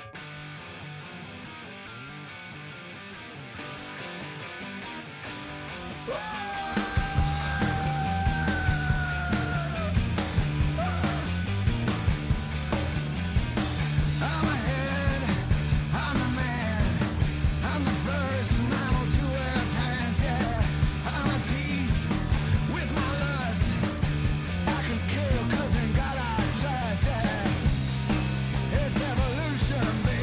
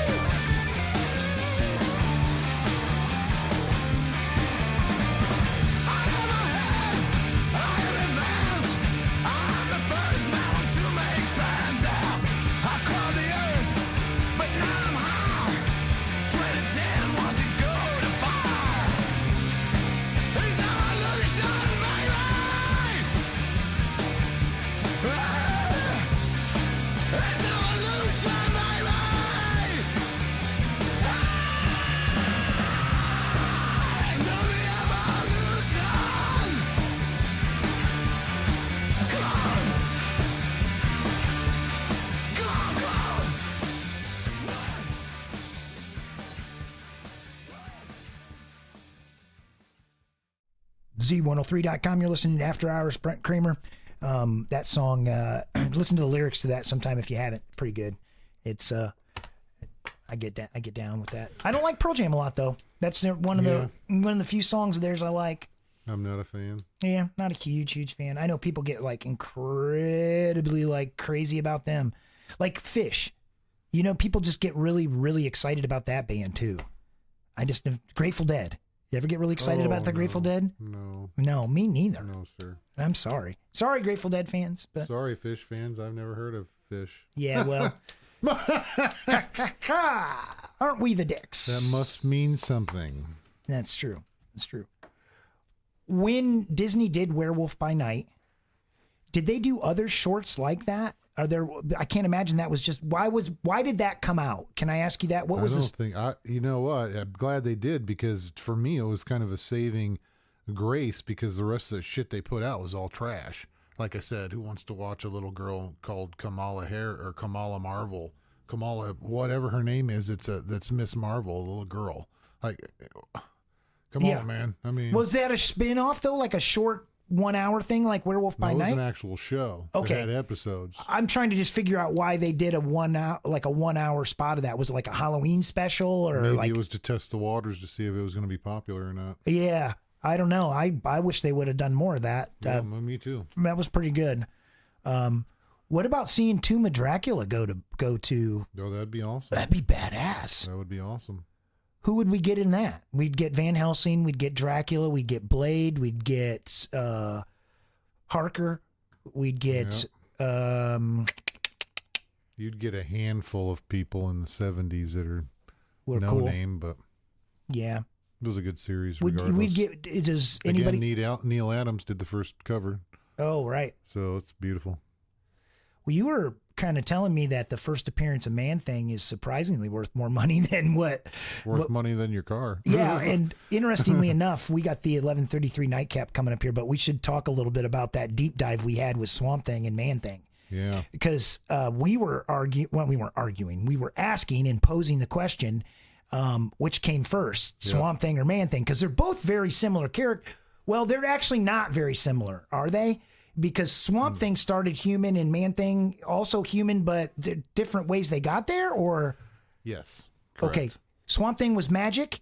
No. Swamp Thing was a chemical accident, and then launched him into, when it exploded, this chemical accident, it launched him into the swamp. And then he mutated from And there. Man Thing is magic. Correct. He's like in a spell or something. He's been cursed or something. I don't know his origin. I don't really know it either. I haven't really paid too much attention to Man Thing. I have his stuff, but it was more along the lines of, I've got it, I don't want to touch it because I don't want to degrade its value.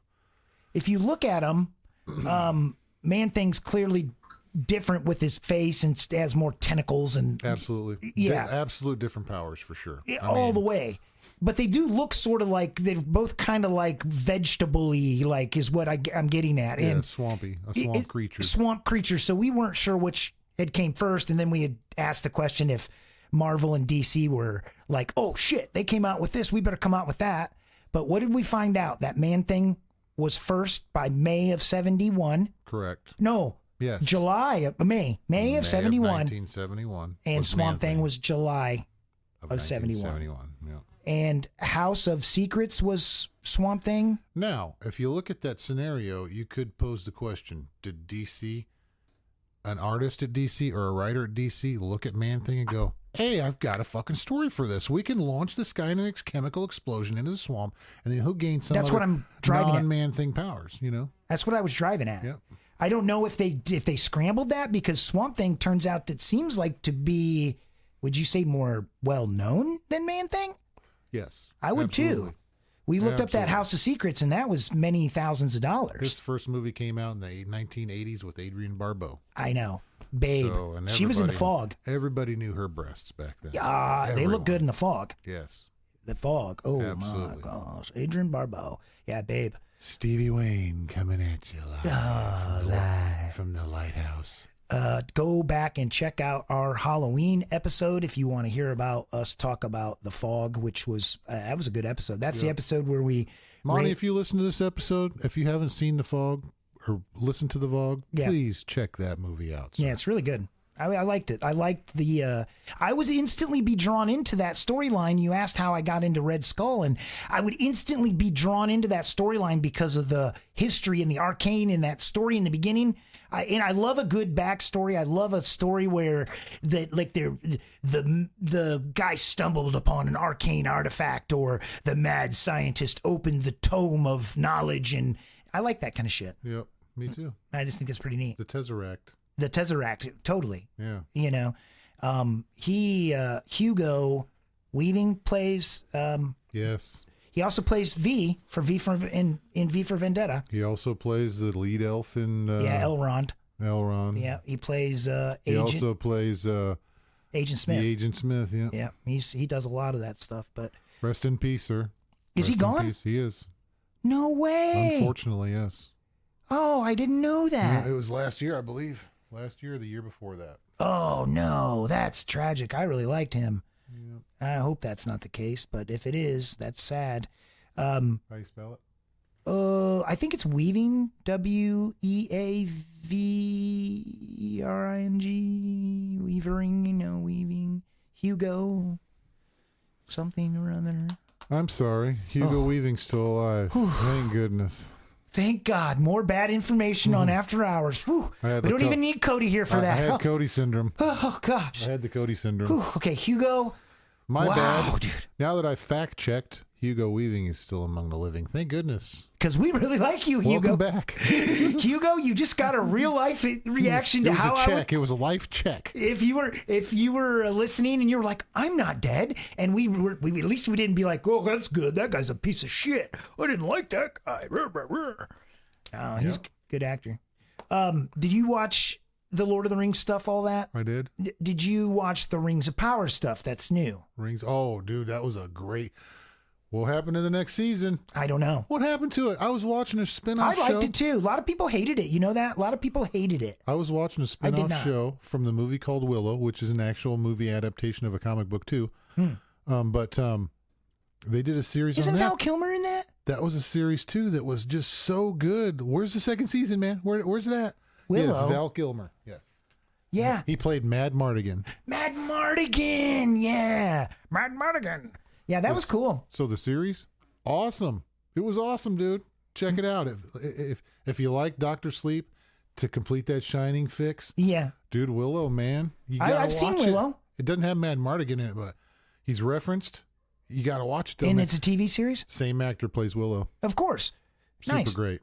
And Super it's the good same, movie. it's a series, huh? It's the little girl grown up, and they're trying to get after her again. No So kidding. now he's got to come in and say, "Hey, man, No, cool. I'm That here to sounds- save you." What's that on? Do you know what it was? No clue. I think it was maybe HBO. I don't know. I'm about to get Netflix back, which we're about to kick it to the 11:33 nightcap here in about 5 more minutes. So stick around for that. Tonight we're going to be playing Our Lady Peace. And what was I saying? I'm getting Netflix back. And what do I got to watch? I got to watch Sandman, right? Sandman, brother. Yeah. And then there was something else. I want to fact check that too. When's the second series of that coming? Because I've been kind of waiting for that. Sandman. Yeah. What were we Yeah. talking about? Well, I was just saying, is there something else comic book related on Netflix that I needed to watch?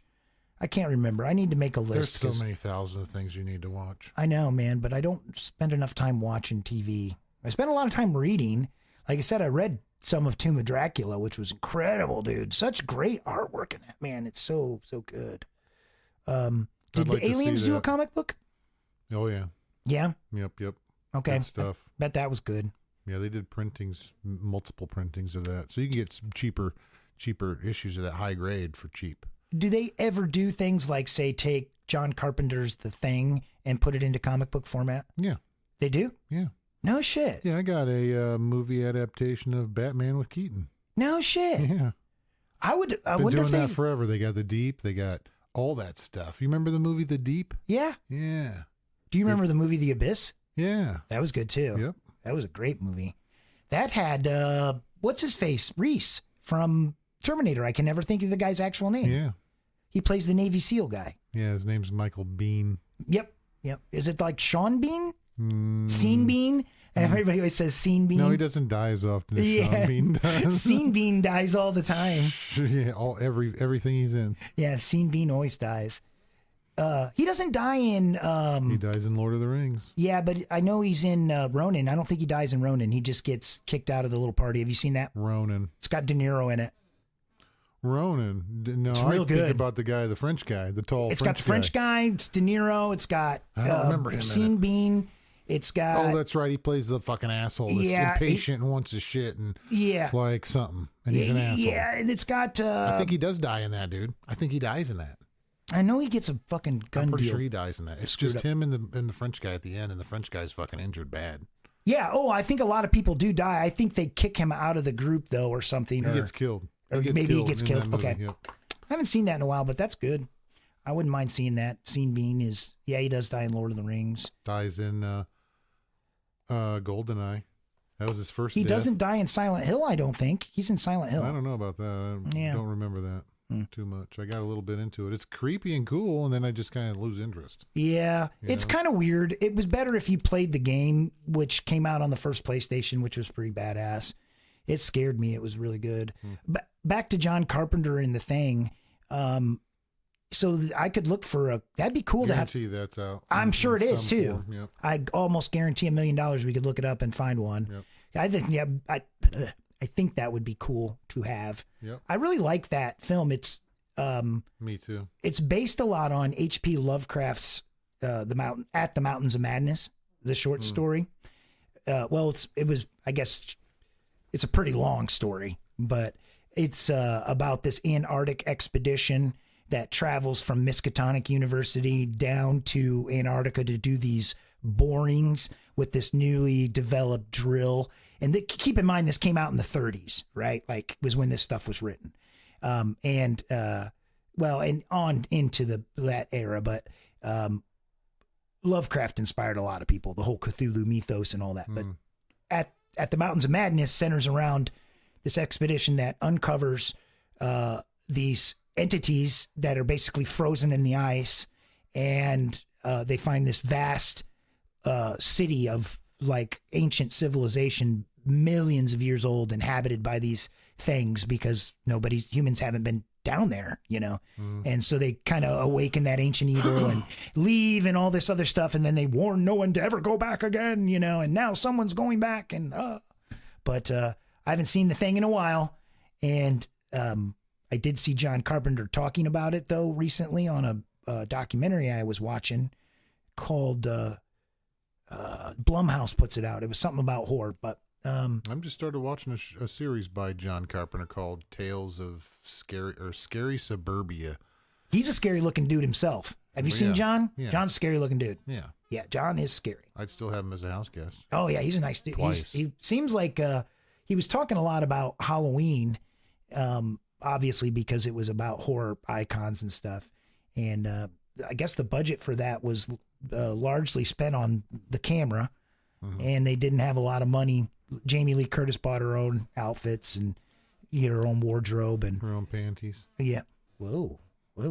So, I had a friend of mine tell me that. Hey, young Jamie Lee Curtis, she was smoking hot. Babe, total babe. I was going to say, I had a friend tell me of mine that Sigourney Weaver in the beginning of Aliens, when Ripley changes, no, they're like, oh no. I'm like, what? Yeah. What? That was like every kid's first boner, wasn't it? Not me. Well, Her you were face. like weren't you a man Her then? face. She did a movie called, what the hell was that called? I don't even remember the name of it, but it had Harrison Ford, her, and some other chick in it. And she was after Harrison Ford and her were supposed to be in a relationship, and he's hooked up with this other chick. And she was trying to play all sexy, and I kept looking at her then thinking, no, no, that face is just, I don't know, man. I didn't care for her. You didn't like her in Ripley? Great. Oh yeah, she's awesome. But as far as a sexual standpoint, not so much. Okay. I thought she looked pretty hot when she was changing. Okay. Guess maybe I'm a voyeur. Maybe it's just I'm a voyeur. I'm like, Cody was here. He'd want to smell her feet or something. Oh, that's absolutely definite true. So true. That's so the truth. Comic books. We're getting close to the 11:33 here. What do you think about you're going to be collecting Howard the Duck? What do you mentioned something about your horror stuff? What horror? No, what do you, it will be. I will have collected Howard the Duck. It will be complete, and there will be nothing else to. what are you talking As about far as doing? new stuff, I don't want new stuff from Howard the Duck. Don't you have a horror collection you're working on building? Yes, pretty much. I'm weeding out all the good stuff, the horror genre of it. And what does that encompass? Who are we seeing as titles in that? Any and all. House of Secrets, House of Mystery, Haunted Manor, Haunted, anything that's creepy. And these were all done by like DC and Marvel? And independents as well. You got Hellboy, you got all that stuff in the Dark Horse comics and all the independent stuff too, Charlton Comics. See, I don't know. This is a whole stuff, different man. genre. It sounds like a whole vastness that. Oh yeah. Magazines, tons of horror magazines in the 70s from all producers. I mean, everything was. And they ran comics inside those magazines, or they weren't Yeah, magazines. They were just actually a comic book, but the size of a magazine. Yep. Comic book exactly. the size of a magazine. Correct. Wow. And Okay. they made one bigger than that called Treasury, and it was big. And I've got a bunch of those too. Big. Who would you see a title? What's a title you would see in that? Anybody. Superman. Oh, wow. Shazam. All of it. Wonder Woman, Justice League, Batman. That's cool, man. Yep. Hulk, Spider-Man. You name it. You got a couple. You got like Howard the Duck, baby. you got like a minute here, a minute and a half. But what got you into collecting comics in the first place? It was Spider-Man for some reason. I think I got it first from watching Superman as a kid with Christopher Reeves, going to the theater, a little bit of Star Wars back then. And then it was just, I was into it, man. I went to a comic shop and just fell in love with the characters. I get that. Yeah. I totally get that. We got two friends that were Vietnamese, and we would ride our bicycles down to that comic shop every week, two, 3 times a week. And it was just addicting, man. As a kid, It's it was super just cool. Yep. Those are the good memories, man. I know I was like that too with collecting stuff, and that's cool. I was just curious, but all right. Well, we're gonna kick the 1133 on Z103. The 1133 nightcap on Z103.com.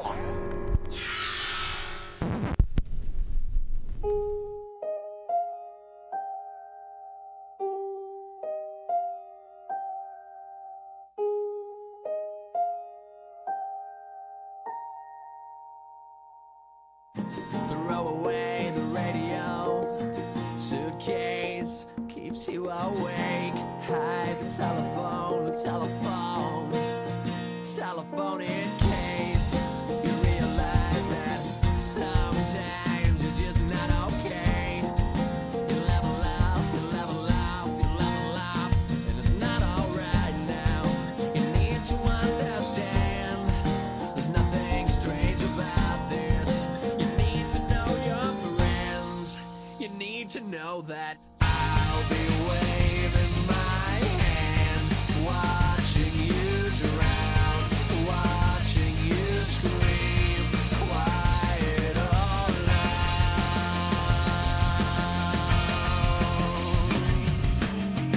And maybe you should sleep, and maybe you just need a friend as clumsy as you've been. There's no one laughing. You will be safe with you will be safe with Throw away this stereo. Shoelace tripped you again. Try to shrug it off, shrug it off, shrug it off. It's only skin now. Need to understand. There's nothing fake about this. You need to let me in.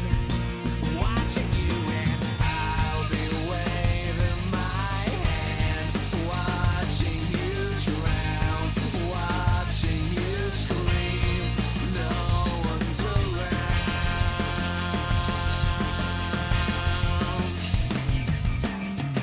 And maybe you should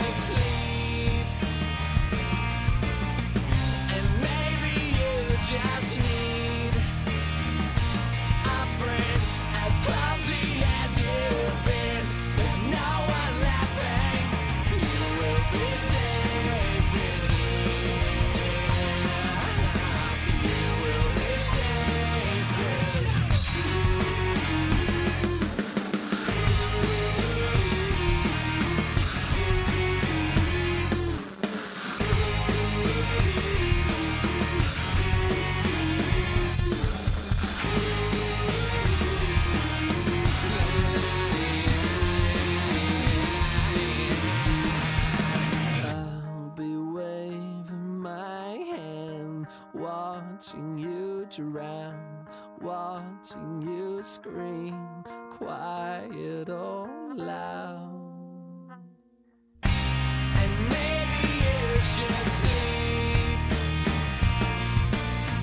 and maybe you just need a friend as clumsy as you've been. There's no one laughing. You will be safe with me. You will be safe with me. You will be safe with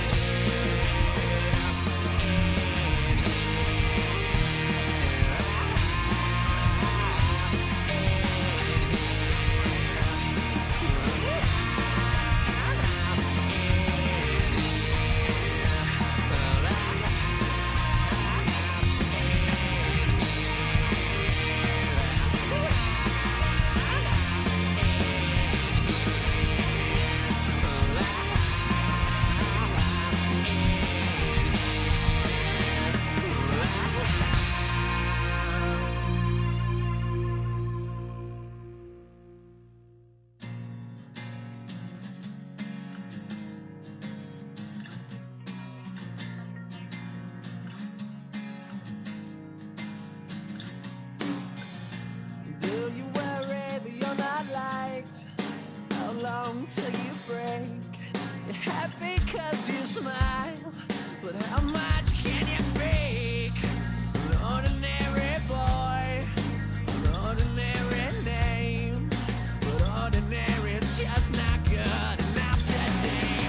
Now,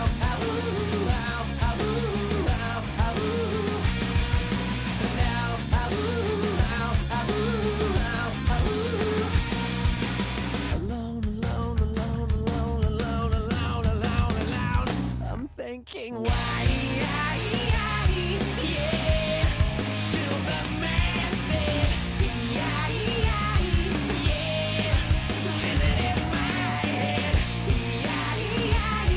yeah, we'll just laugh instead. Worry about the weather, now you worried about your faith. Kneel down and obey. You're happy, you're in love. You need someone to hate.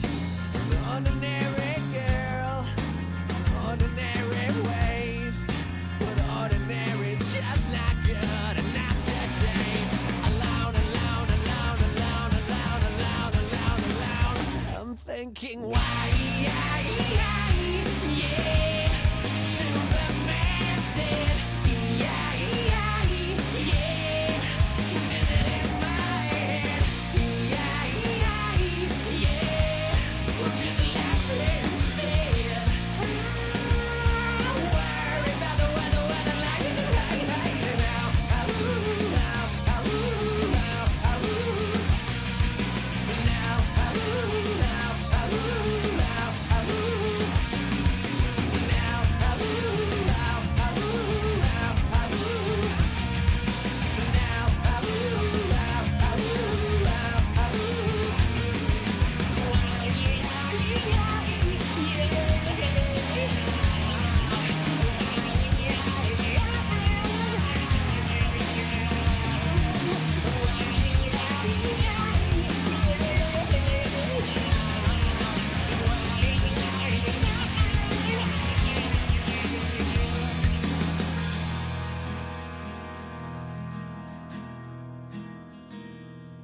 Doesn't anybody ever know? Doesn't anybody ever know? Doesn't anybody ever know that the world's a subway? Doesn't anybody ever know? Doesn't anybody ever know? Doesn't anybody ever know that the world's a subway?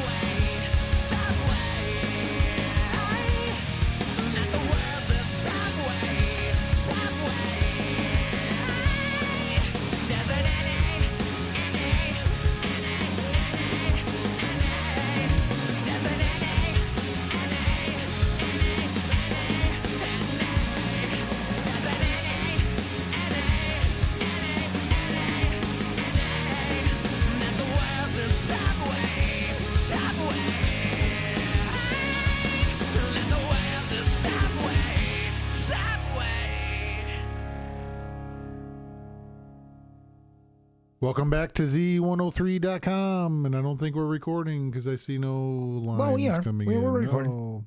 Yeah, that's okay. See?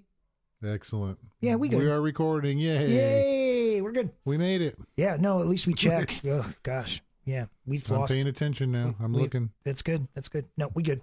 I didn't realize, but you said we were talking about American Gods during that the 1133 there, and that the guy that wrote that was a comic book guy. Yes, Neil Gaiman. What did he do, comic book wise? Sandman. Oh, no way! Yeah, man. No shit. Yeah, bro. What? Mind blown. Cool story, bro. If you haven't seen American Gods, folks, that's a show that is really cool.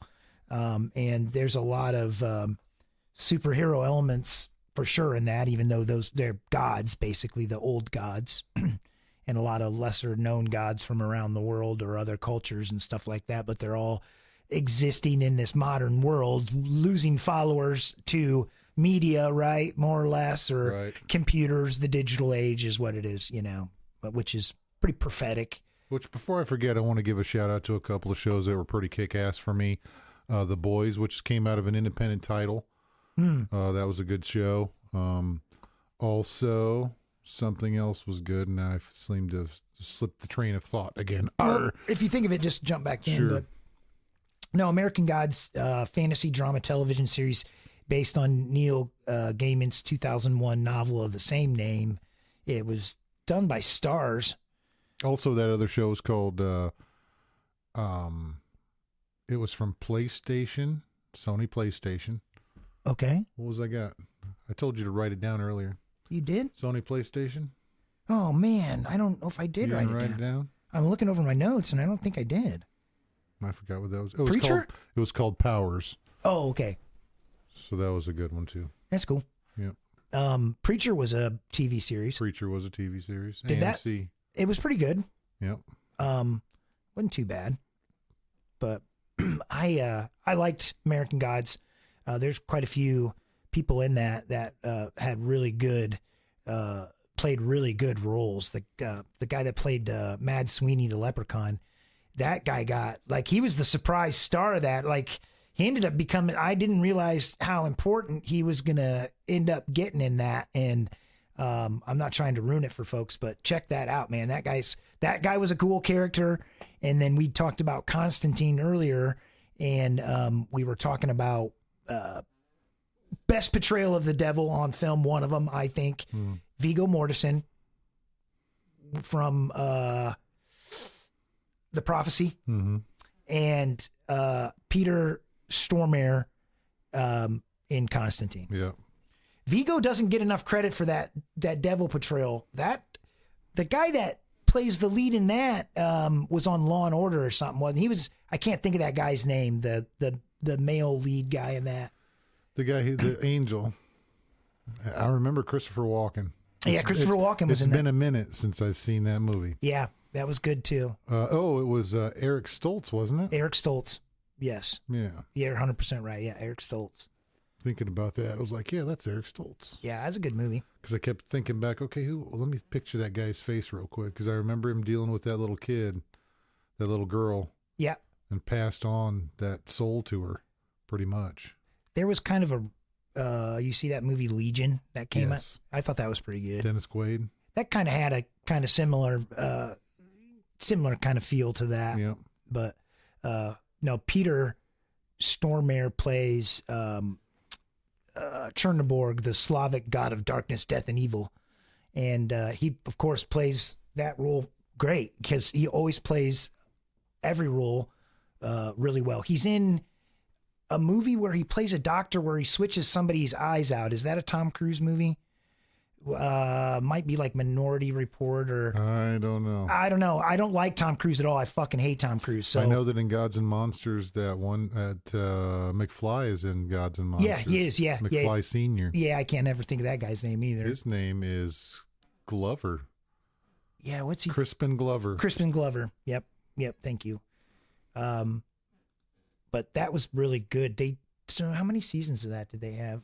Yeah, it's a couple, 3 at the most. I think they did. Yeah. I think it was 2 seasons. 3, Yeah, season 3. got it. Did they resolve it? I'm betting they would have had to resolve it because it was based on a book. So sometimes they beat a dead horse with that stuff, but that's hopefully they just. I don't think I've seen the last season of it. Have you've seen all 3? Gotcha.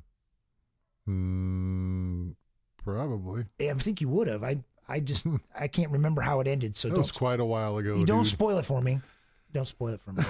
Was True Blood ever a comic or a graphic novel? No, Okay, that was just that just popped on the scene out of nowhere. yeah. Some of the It might have been turned into a comic book well, we could have been very easily. for sure. We It could be out there right now as we speak. yeah. I found out there was something that was introduced the other day. They had a copy of Grace Sports Almanac as the cover. Really? Yeah.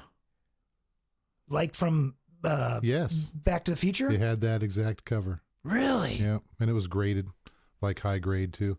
I don't remember what the book was, but it was a variant cover, and that's what the cover was. Neat. It's probably Back to the Future one, I would think. Of course, I would assume. that would fit with the theme of it. Yeah. No, I think the pop culture stuff that surrounds comic books in movies and visual stuff automatically becomes ingrained in our lives and childhood based upon, some of what you like. But, it's always neat to find people that think like-minded with you that can geek out about collecting comics or whatever. I think collectors in general just like other collectors, right? Like, if you're into hunting stuff down, it's sort of the hunt that's fun and looking for it and completing the set. And you see that in video games now. You got to have, certain card sleeves or avatars for your stuff. So it still goes that way.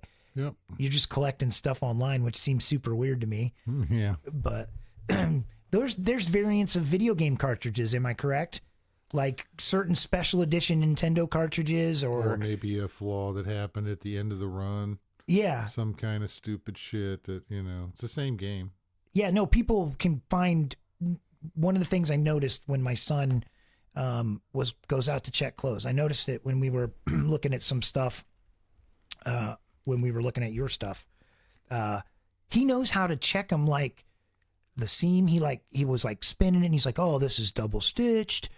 Remember, he was talking about the tags and like, "Oh, this one's this," and you can tell by that. And I had no idea somebody could be, and he's not been doing this super long, and is obviously not nearly as knowledgeable as somebody that's an expert in that. And I'm sure there is an expert out there in that. Is what's crazy. But he knew what to look for on shirts to tell whether they were worth more money or not just by checking certain things. There was a show, I think it was called Slobby's World. Slobby's World? Slobby's World. And it was on one of the streamers. I don't remember which one, but this guy was a big guy. And he would actually have these giant gold chains on him and this fake grill he'd stick in that was gold.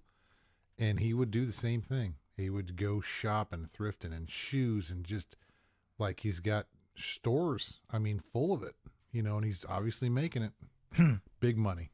Crazy. Yeah. Slobby's World, I think is what it was called.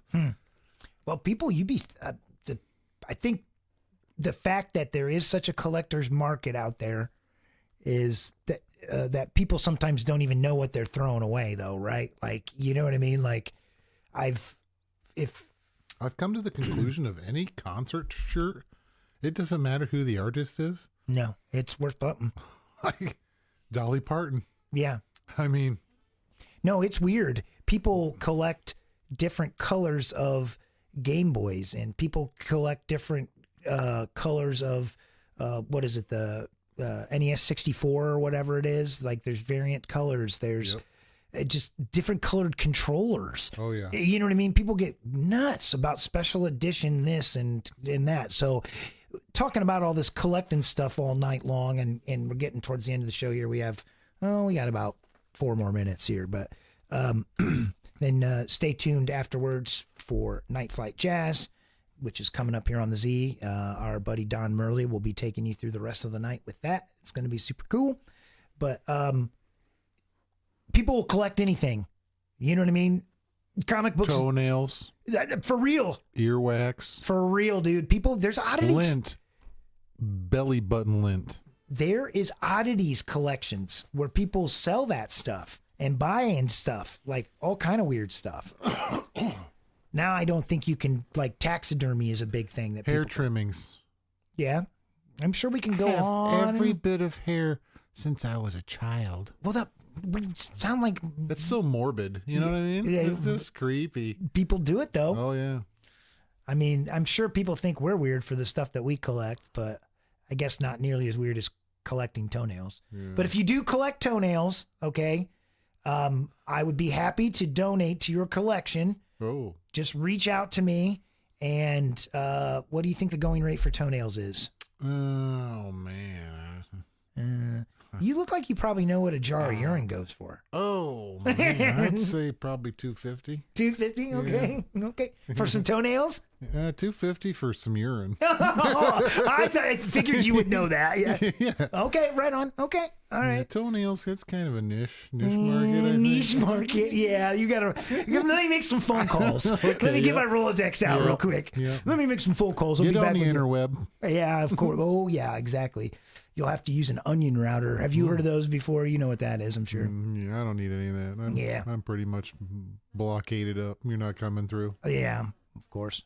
Well, thanks for tuning in, everyone, tonight. We really appreciate everyone listening, and hope you enjoyed listening to the show. If you get a chance, give us a like or share us with your friends, and tune in each week, Thursday, 9 to midnight, live on the Z103 app, which you can get off of your phone or wherever you're listening.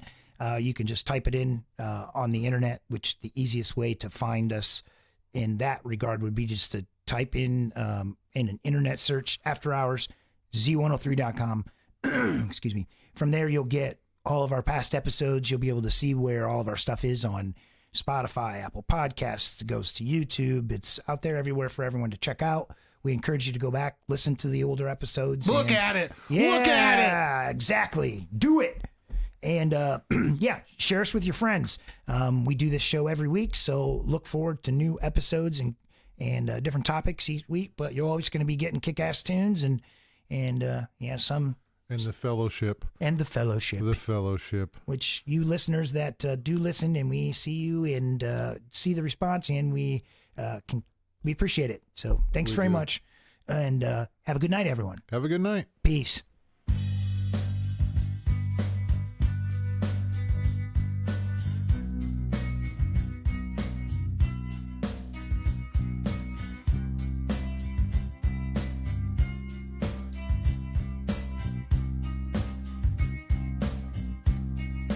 When you were before,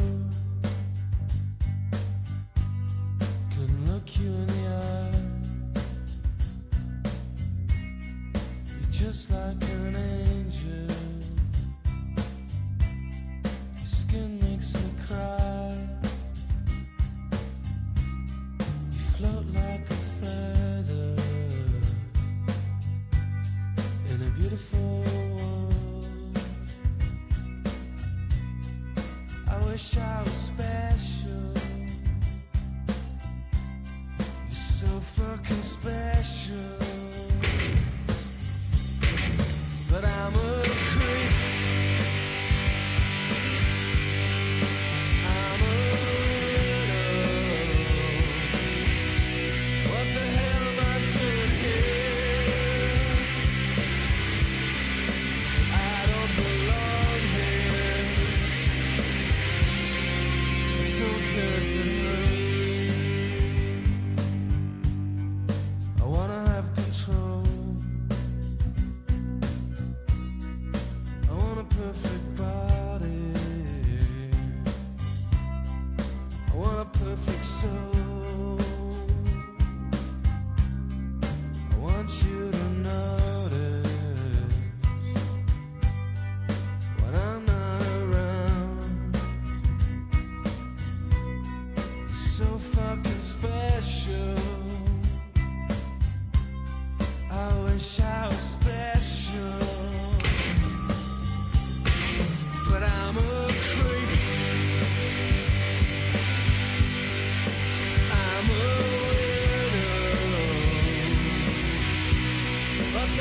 I turn here. I don't belong here.